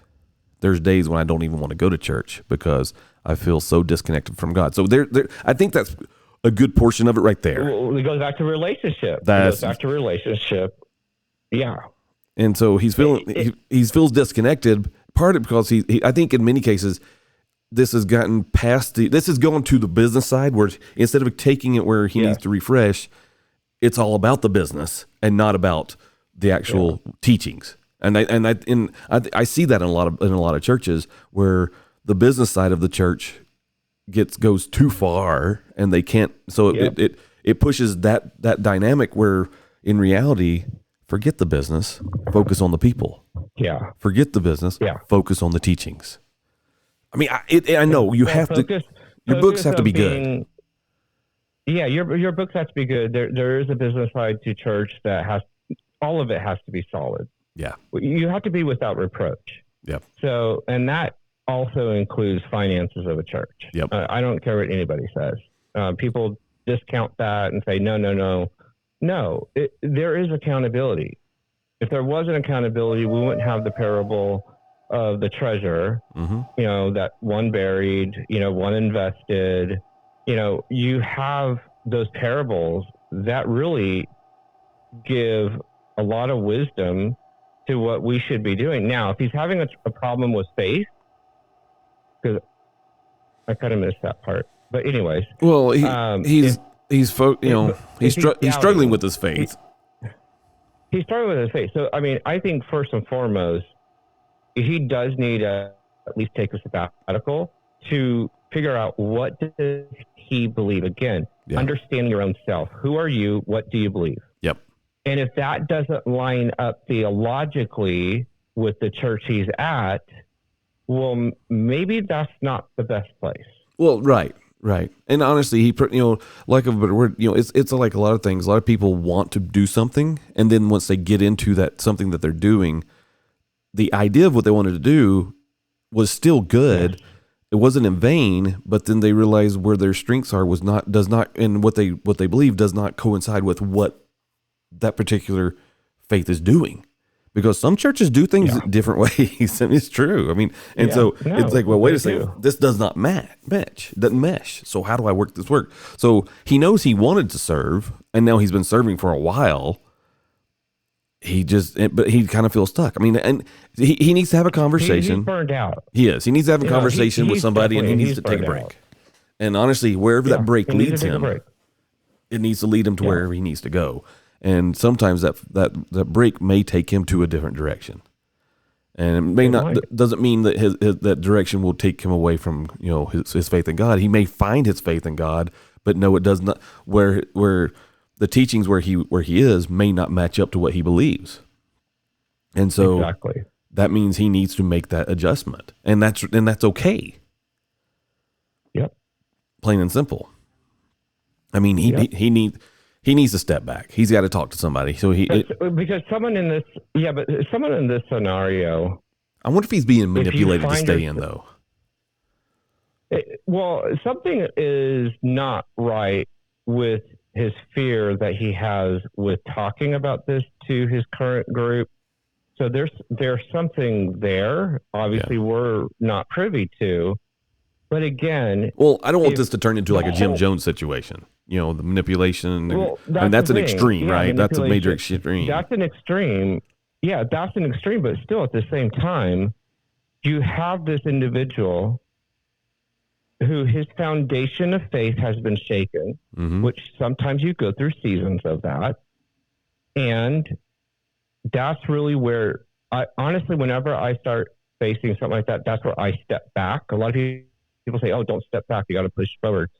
You got to get more involved. You got to do more things. No, take a step back and figure out, and, first off, communicate to God. Number one, again, checklist. Communicate with God. Two, follow the promptings. But if you don't believe, if you're having an issue with faith, that's when you do need to step back from ministry. Right. And settle that out. You can't settle that out while still trying to be a ministry. He won't be effective. And that's the reality. He needs to be, for him to be, his effectiveness is lacking. And if he's giving people advice because his faith is lacking, then how good will his advice actually be? Because he's not being genuine. Right. When he's giving that advice. Right. If it's, a theological stance, he doesn't believe it himself. Well, if you don't believe it, and that's really what you don't believe, get out. Well, it's like I was approached by some people to push their product on our, on our social media and things like that. And the guys like, the commissions were great. They were giving upfront money plus commission. And I told them, I said, no, it's not for me. And they're like, what do you mean it's not for you? The money's good. I'm like, the money's good. I said, but if I can't be a believer behind the product, if I can't believe that product is good for me, why would I push it to people? Because then people are going to look at me like, well, you're a farce. You're just taking it for the cash. I said, I only want to push things that I can be a believer in, that I can be behind. I said, I don't want to just do it because it's the money. I mean, that's I think the biggest problem. We always focus on the monetary side, and I simply want to look at this. The fact that he hasn't stepped back yet, there has to be some religious manipulation in there by a higher up in his church. And I hate to say that, but it does happen. And and there's it does, because I'll say it's probably, to me, it kind of sounds like some laziness in their higher up, because they don't want to have to look for someone else, because they can just keep pushing him, and they're giving him a burnout. Well, that's just wrong. Yeah. I mean, and that's not a Christ-like attribute. That is not something that I would say that Christ would want to be done. He wasn't a taskmaster. Yeah. He knocked on the door. That's right. So, so why do we put, and again, it goes back to, there are churches that put more on their people than what's even biblical. Yeah, it's true. It's true. And let God convict the person. Well, that's like on whatever it might be, because the Holy Spirit will convict us. Well, very simple. That's like in my church. We have no paid ministry. We're volunteer, and then so I've been asked to just do a certain calling or whatever in my life, and I've actually said no. And when I've told people in Utah that I've actually turned down callings. Yeah. Wow. Let me tell you what. They're like, you did what? I'm like, yeah, I turned it down. Why would you do that? Don't you know that God wants you to have that calling? I'm like, no. There are callings of inspiration, and then there's callings of desperation. And I can tell you, some of these callings I was asked to do were a calling just to get me to do something. I said, don't ask me to do something just because you want me to do something. If I'm the right person for the job, sure. But on the other side, if I don't feel like that I should do it, then I'm not just going to blanketly say, sure, I'll take on that, no big deal. I'm actually going to take, when you extend it, I'm going to sit back and say, okay, I'm going to pray about it, and then I'll come back with an answer for you. I'm not going to give you an answer right now. And if people but they're not used to that. They're used to people that are that want position, that want a role. Or they're like, don't you know you got to climb that church corporate ladder? I don't give a crap. Yeah, I saw the eyes or whatever. But I mean, that's it. I mean, it's like the right thing's going to be the right thing. Humans are involved in, they're going to have the hierarchical order. That's just how we naturally That's how we naturally all fit together. Yeah. Do I feel that in a lot of cases it's gone way too far? Yes. Yeah. And there's plenty of examples. You mentioned one earlier with Jonestown. You have FLDS. You have, all these different groups that some of them people don't even know exist. Right. Living on compounds, and they have their own. Again, even those folks have a hierarchical structure. Yep. And it could be a very benign group, but they're still, and there's usually ownership by the church of the land that these people are living on. So that keeps them in the fold. Yeah. Because if they leave, they lose everything but their possessions inside their house. Well, and some of that, sometimes if they leave, like even some of the, they don't even get that. The FLDS stuff here, when they leave, they don't come back, but they have to, in a sense, some of these people have to just escape, and they escape with literally just the clothes on their back. Clothes on their back, maybe a bag with some clothes on it. They don't even have a social security card. Nothing. They don't have an ID. They don't have a high school diploma. I mean, it's really sad. I've watched many different documentaries, and some people are able to leave with some stuff. Right. There are those that have to escape with just a bag. And granted, most of those bags are really small. They're not big bags for them to stuff their stuff in. And they enter a whole new world that a lot of these folks have never been exposed to. That's right. Because they're second and third generation within the group. And it's a steep learning curve. Yeah. And there's charities now that provide them a place to live, get them started, get them, their social security card. Get them educated. They don't even have birth certificates. Nothing. Get them education. They know that they're whatever age they are. I'm 21 years old, but they don't have proof of it. So they have to create all that. They don't have proof of it. Yeah. They have to create all that. And it's a process. You can get it done. And sometimes they have to get, certain exclusions in order to, put all the information together. There was this one, I think she was going to be entering the 9th grade. Mm. Now, in her case, and she had never been on a high school campus, and she's going to high school. Now, in her case, she was actually better educated than her peers in the public school, because a lot of those groups, they don't have the cell phones, they don't have the TV, they don't have those distractions. So what they do is have books and people read, and once they learn how to read, then they can learn the new things. So you're correct on that. Well, I didn't grow up with a TV, so right. I just had books to read. We've had conversations like, have you seen this show? You're like, what? Yeah. No, I don't know. Like, people talk to me, maybe on a job that I'm consulting or maybe full time at, and they'll talk about pop culture. I mean, even my wife will mention stuff about pop culture. I have no clue. Like, there's some TikToks that I have to look at her. Who is this? What do they do? I don't know. Why should this person be important to me? Because Yeah. Yeah. Yeah. All right. We'll do one more, and then we'll get off of this thing. Okay. Ooh, this one's kind of fitting with our current state of our world. Hey, Devin. Oh. I'm really struggling with my church right now, and I don't know what to do about it. I've been attending the same church for years, and I used to feel it, and it used to feel like home. But lately, things have changed. The pastor has started preaching more about politics than about the gospel, and it's making me uncomfortable. I don't mind hearing about. I don't mind hearing about politics.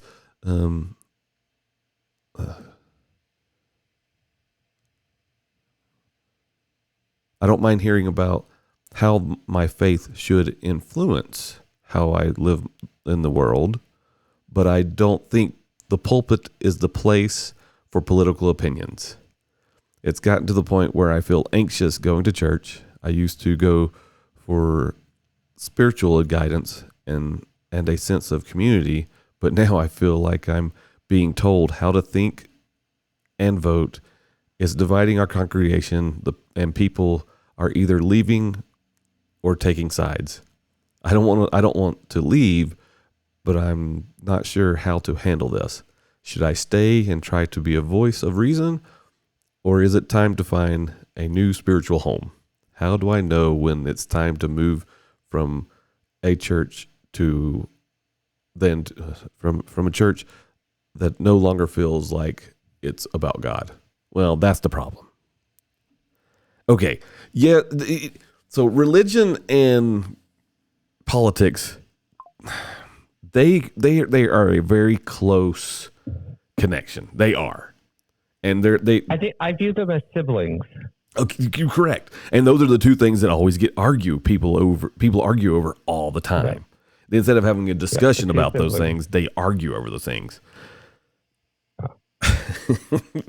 No, I don't think politics should ever be. I think that if you're going to bring up, and it should be a brief thing, if you are to talk any type of political thing at church, it should be brief enough to say, don't forget this is a voting season.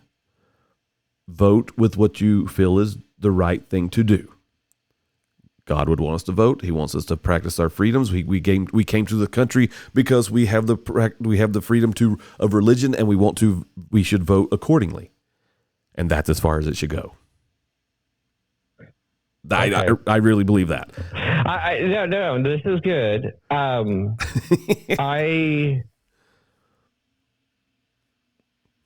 been in a different environment. Okay. For the past few years. I don't think there's room for politics in the church. Well, it really comes down to who's your God. Well, politics does not. I think all that should be said is pray, vote. Correct. Encourage the people, like you said, encourage the people to vote. Do their civic duty. Again, but here's the thing. You can, this goes back to our first, second, and third question. Have you prayed about it? What are you being led to do? And you know what? That's your business alone. Mm-hmm. Go and vote.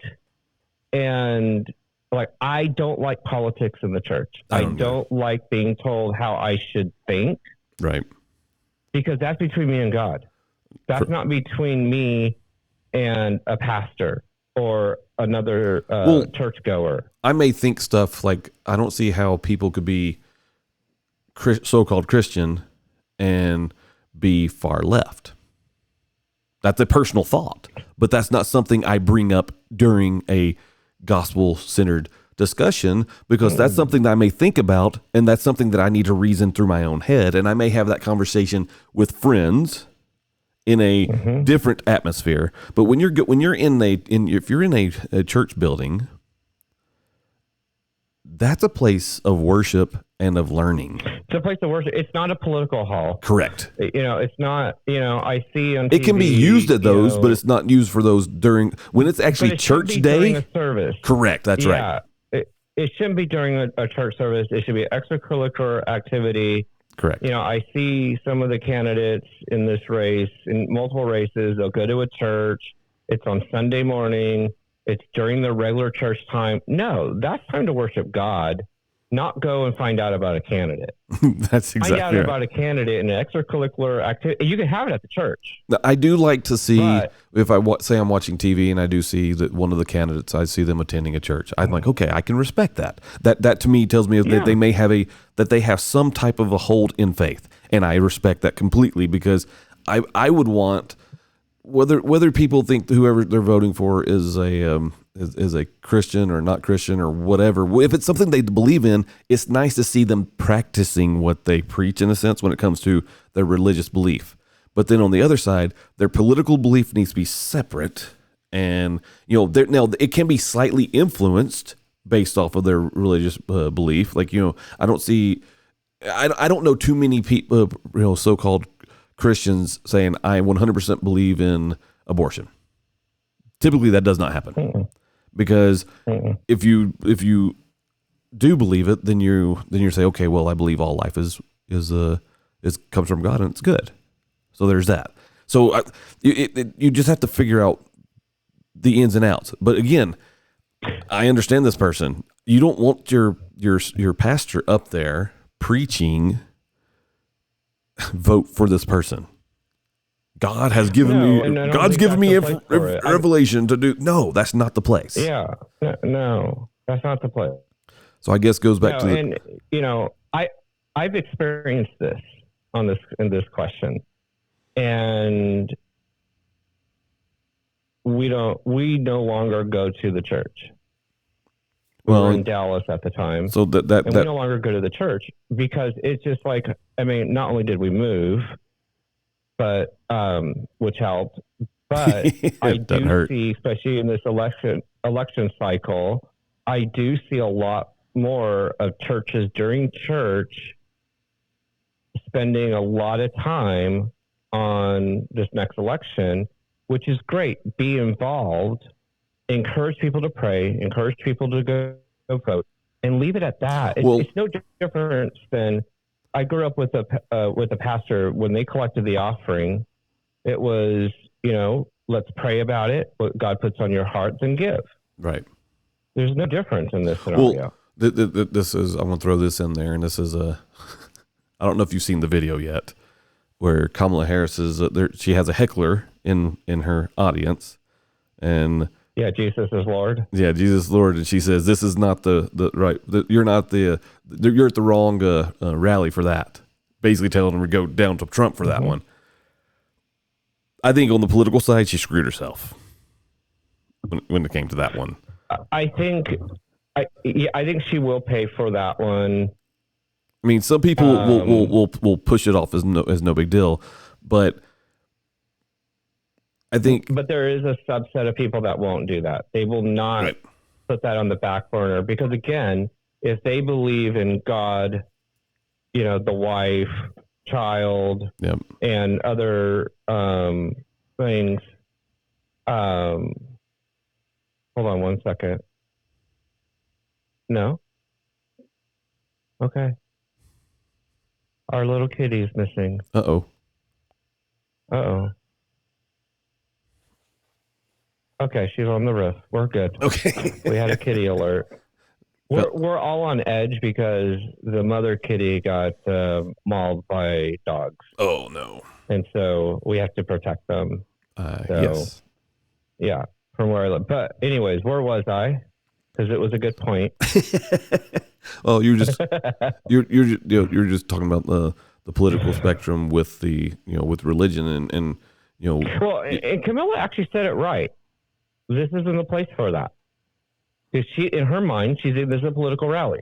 Well, and I understand that to stay in the church, and I'm not saying she's right or wrong. Well, I think she handled it. I think she handled it the wrong way. I think she should have. If anything, she could have. The thing is, she acknowledged the person first, which she either needed to do one or two things. She needed to acknowledge the person and say, "You're right. Now let me move on." Obama, and I can't say I loved Obama as president, but he knew how to. He knew how to speak. He knew how to pull that person who's heckled him in, and he pulled him in like now you're mine. Where Kamala, unless there's a screen there, she can't really get past it. And so I think that. Well, I think there's been a significant change from when she was in politics in California to being politics in D.C. Yeah. Because she could handle a press conference. She could handle, some of the things that she should be able to handle with a lot of grace and a lot of tact. Yeah. For some reason is not there. Yeah. And maybe it's life experience. I don't know. But that's one of the things that I've seen a lot out of her. This is a different candidate than who was in California. Yeah. And look, life does that to you. It does. Well, life changes you as we get, we change as we get older. Everything changes. Of course, now we got to pull us back into the question. I diverted us, that's my fault. Well, I mean, so my question is, this person, their question is, how do I know when it's time to move on from a church that I no longer feel is like it's about God? You did it once. You leave. You just go. Yeah. And leave. Sounds like they're on the edge of what they're asking for permission is what they're asking for, because they don't want to be judged. They're asking for validation. Yeah. They're wanting validation. Hey, should Just I go ahead and leave? Look, if it makes you that uncomfortable go. and then now making you feel like you're an outsider, go. And if don't look back in your mind, they're not preaching the truth, then I'm sorry, go find a church that is going to fulfill that. I mean, the churches in America, I heard this morning, and I thought it was a good saying. It's like going to a buffet. Yeah. The Goldilocks effect. Yeah. And you're not going to find the perfect church. However, if this is really that important to you and you don't feel like they're teaching biblical truth, you leave. That's right. It's a simple thing. It's a very cut and dry. It's not easy to do, especially if you've been part of that community for so long. But if you don't even feel like you're plugged into the community anymore because of where your stance is politically, then it's time to move anyway. It's time to move anyways. Yeah. But I still say, I think the bottom line on this question is pray, vote. Go out, go vote. You prayed about it. Now go vote. Yeah. Take the action. Simple. Yeah, you're right. It's very simple. Do you have another one? Let's do one more. You want to do one more? All right. Let me scroll. Let's see what's closer to the bottom of this thing.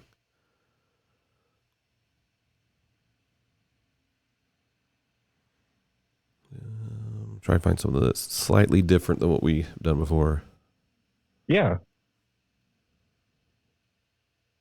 Even a funny one is good to end on. Hey, Devin, I made some life choices recently, like moving in with my partner before marriage, that don't align with my religious beliefs. Oh boy. I was don't align with the religious beliefs I was raised with. I haven't told my family yet, but I know they're going to be upset, and I'm dreading the conversation. I love them and don't want to hurt them, but I also need to live my life in a way that makes me happy. How do I break the news to them, and is there a way to make them understand without damaging our relationship? Okay. Here's the thing. When you move in with someone, you're pushing everything aside. And obviously they acknowledge, they know, well, I'm going to talk to them. It's not with what you believe. You just said that. But you're doing it because you want to live your life how you want to live. Okay, so any relationship that started on the wrong foot is always going to be on the wrong foot. So you're lowering your standards because. Yeah, but let's take this one step back. Okay. I always do this to you. You do this to me. It's fine. What do you believe? Okay, you bring up a valid point. And you, again, it goes back to, what do you believe? Is it right or is it wrong to live with someone before marriage? I would say pose that question to yourself. Even journal it out of what your answer is. Do you really believe? Because that's where it starts. Well, I mean, here's the thing. Any guy wants to get into the pants of a girl. And if they're probably already in the pants already. So, well, if they're living together, I automatically assume that. Yeah, I mean, they're just not. I don't think that. Okay, I'm different. I was built different. I don't believe that people should have a relationship with someone before marriage, like intimate relationship. Yeah, that's me. That's the way. First, I was raised that way. Two, I do read and believe the scriptures. So if you know those things and you believe those things and you believe those are inspired by God, then yes, you will be judged. Plain and simple. Mm-hmm. You're the way you. Well, and there's no nice or soft way to say it. I would say first and foremost, figure out what you believe. If you don't feel it's wrong, if you feel it's wrong, then get out of living together. Well, even if there's an inkling, if you're justifying it, if you're having to justify it, then and that's why it's then you know it's wrong anyway. So if you're just justifying your action, then you need to follow, because that's your conscience speaking. Well, I think there's fear here. I think the biggest thing here is fear, and I think it is. Because he's been he's been getting the cow for free, the milk for free. Yeah. I think there's okay. So here's the true fact: when two people have a relationship, men actually they bond with that person chemically. It is a true thing. And so now there's the fear of losing that person because now because of that the actions that they've done, their fear is, if I don't do this, I will lose them, and if I lose them, then I'm going to be alone. Okay, well, first of all, if you're afraid to be alone, you shouldn't be in a relationship anyway. You have to be comfortable with being alone first. You have to be comfortable with and then you also have to be comfortable knowing what you believe in God and follow through with that. Don't justify. You can't justify poor actions into being something good because you just want it to. But the wrong thing's always going to be the wrong thing. And I this way I'm taking this email is they already know that they shouldn't be doing it. They're just trying to. What they want me to tell them is how they can get past the reaction from their community, their family. Their community. And you're not going to get around. You're going to get judged. The best thing to do. So you either deal with it and suck it up, or you don't do it. Well, or you don't do it. But here's the thing. We know there's going to be a negative feedback. Well, you just have to be willing to go through it, because you already know where they stand. Mm-hmm. They're not going to appreciate it. But have that conversation sooner than later. Yeah. Get it out in the open, have a discussion about it, hear them out, and actually listen. Yeah. Well, the problem is they're going to go into it and they're going to break the news to their family, and then they're going to immediately put up a wall, because they know what the reaction is going to be. It's going to be pretty harsh. Mom's going to freak out. Dad's going to freak out. Your pastor, whatever is going to freak out. The community is going to shun you. You will be wearing that scarlet letter. I mean, that's really what it comes down to. Yeah. But their emotions and their feelings have to be validated, just like you want your feelings to be validated. That's the reality here. Thing is, I think they want me to tell them again they want permission. They want permission to do it, and I will never give that permission because it's not my place, because I don't believe it. And that thank you. I will say thank you for sending me the email, and maybe I can spark something in you to think that maybe you should go about this the right way. And honestly, if you're going to move into it with them, you're going to marry them anyway, right? That's a question. That is a question. Because if you're doubting marriage, you shouldn't move in. That's correct. Now, if you're that's a telltale sign. If you're thinking that you're going to end up marrying this person, don't even just ask them now. Seriously. Yeah. Let's do this the right way. Because of course, people are like, well, that's just a piece of paper. Okay, I get it. It's more than a piece of paper. It is more than that's where I was going to go. It is more than a piece of paper. Yeah. It's not. I mean, that's the legal side. That's just the legal side. But there's a spiritual side to marriage that people often forget. Well, they always forget.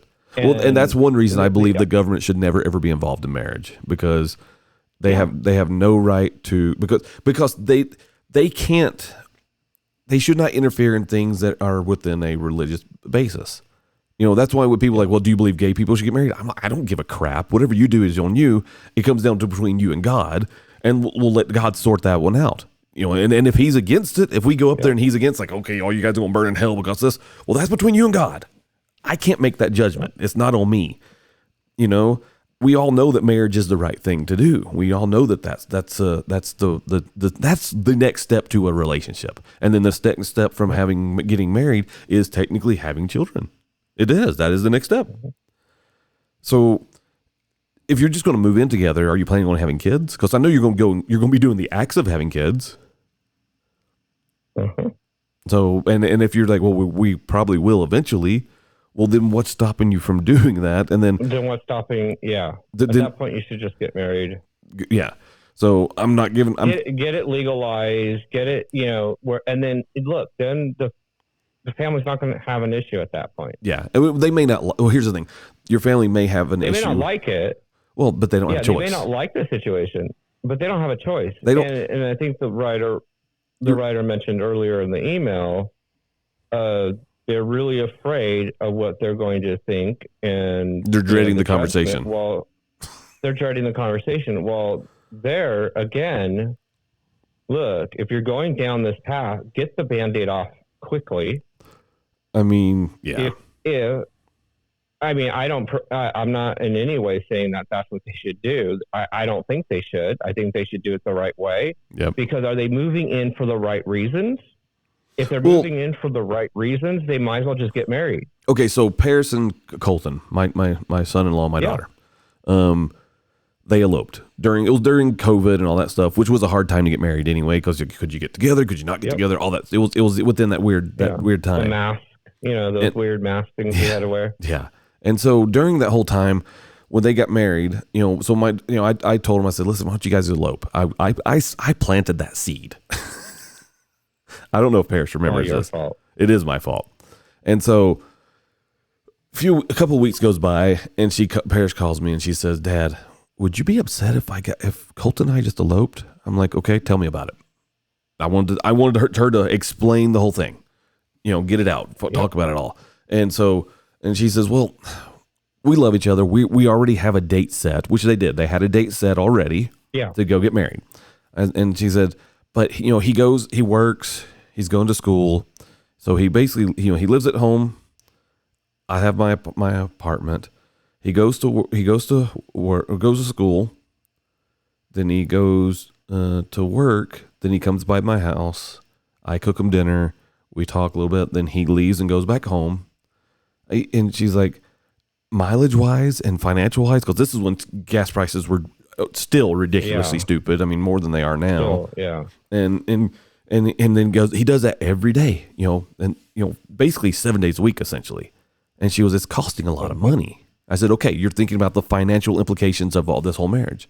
And she says, yeah. I said, so, but you don't want to move into each other. She goes, no, I'm not going to do that. That's not right. I'm like, okay, good girl. Cha-ching, check mark. Dad questions. And so she's like, what would you think if we just eloped? I'm like, okay, when are you going to do this? And she goes, Friday. I said, okay. I said, would you like your mom and I to be there? She goes, yeah. I said, okay, we'll be there. Just tell us where. And she told us, and she goes, okay. So again, the financial side of could my daughter have and my son-in-law moved into each other? They could have. Yeah. But she understood what she believes, and she knows what she believes, and she knows where she stands, and she's the same as me. And she knows that there was, and now same with Colton, he knew the same thing too. And so in the end, it just came down to what's stopping us from just doing it. We do love each other. We already have a date set. It doesn't hurt us. Mm-hmm. And then she's like, well, we can still go get sealed in the temple. So they all would, they're like, and Colton's like, well, my best friend comes back from his mission in a few months, and I really wanted him there. That's the only reason they were waiting, was so his best friend could be there for them. Mm-hmm. But that didn't change. He can still be there for the go to the temple. And so and that's the spiritual side versus the legal side. That's correct. That is exactly right. And that's where people again, that's why I think, the government should not be involved in religion. They are involved in religion, but in marriage, they have no right to be involved in marriage. I don't believe they do ever. Well, I think the best way to say it, they have to change tax code to do it. Well, look how the DMV manages drivers. Right. Do we really want them managing marriages? Right. As well? No. I don't think that's a solution. I think that goes back. I do think that goes back to community. Correct. I do think that goes back to their circle that they're in, no matter who you are, whether it's one other person or 100 different people. You have your little circle. Yeah. Always. Yep. And even if you get older and you're placed in a home, guess what? It's a proven fact. Those folks find friends. Yep. In, a lot of these homes, and they make enduring friendships. That's why we have people getting married at, in their 80s and 90s, because they made connection where they were at, and hey, let's get married. Yeah. So it's, going back to what, the writers, I think the writers looking for permission and validation on what they want to do. And I'm not giving permission, neither are you. Might already be, yeah.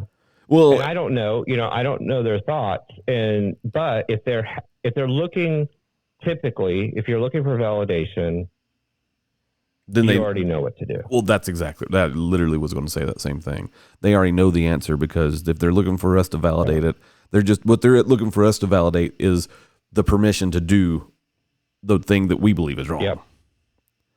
And so be it. I mean, here's the thing. They're going to do whatever they want to do, but they just want someone in their corner to say, hey, well, they said it's okay, so I'm going to do it. And I'm never going to be that person. I'm the wrong person to ask that question to.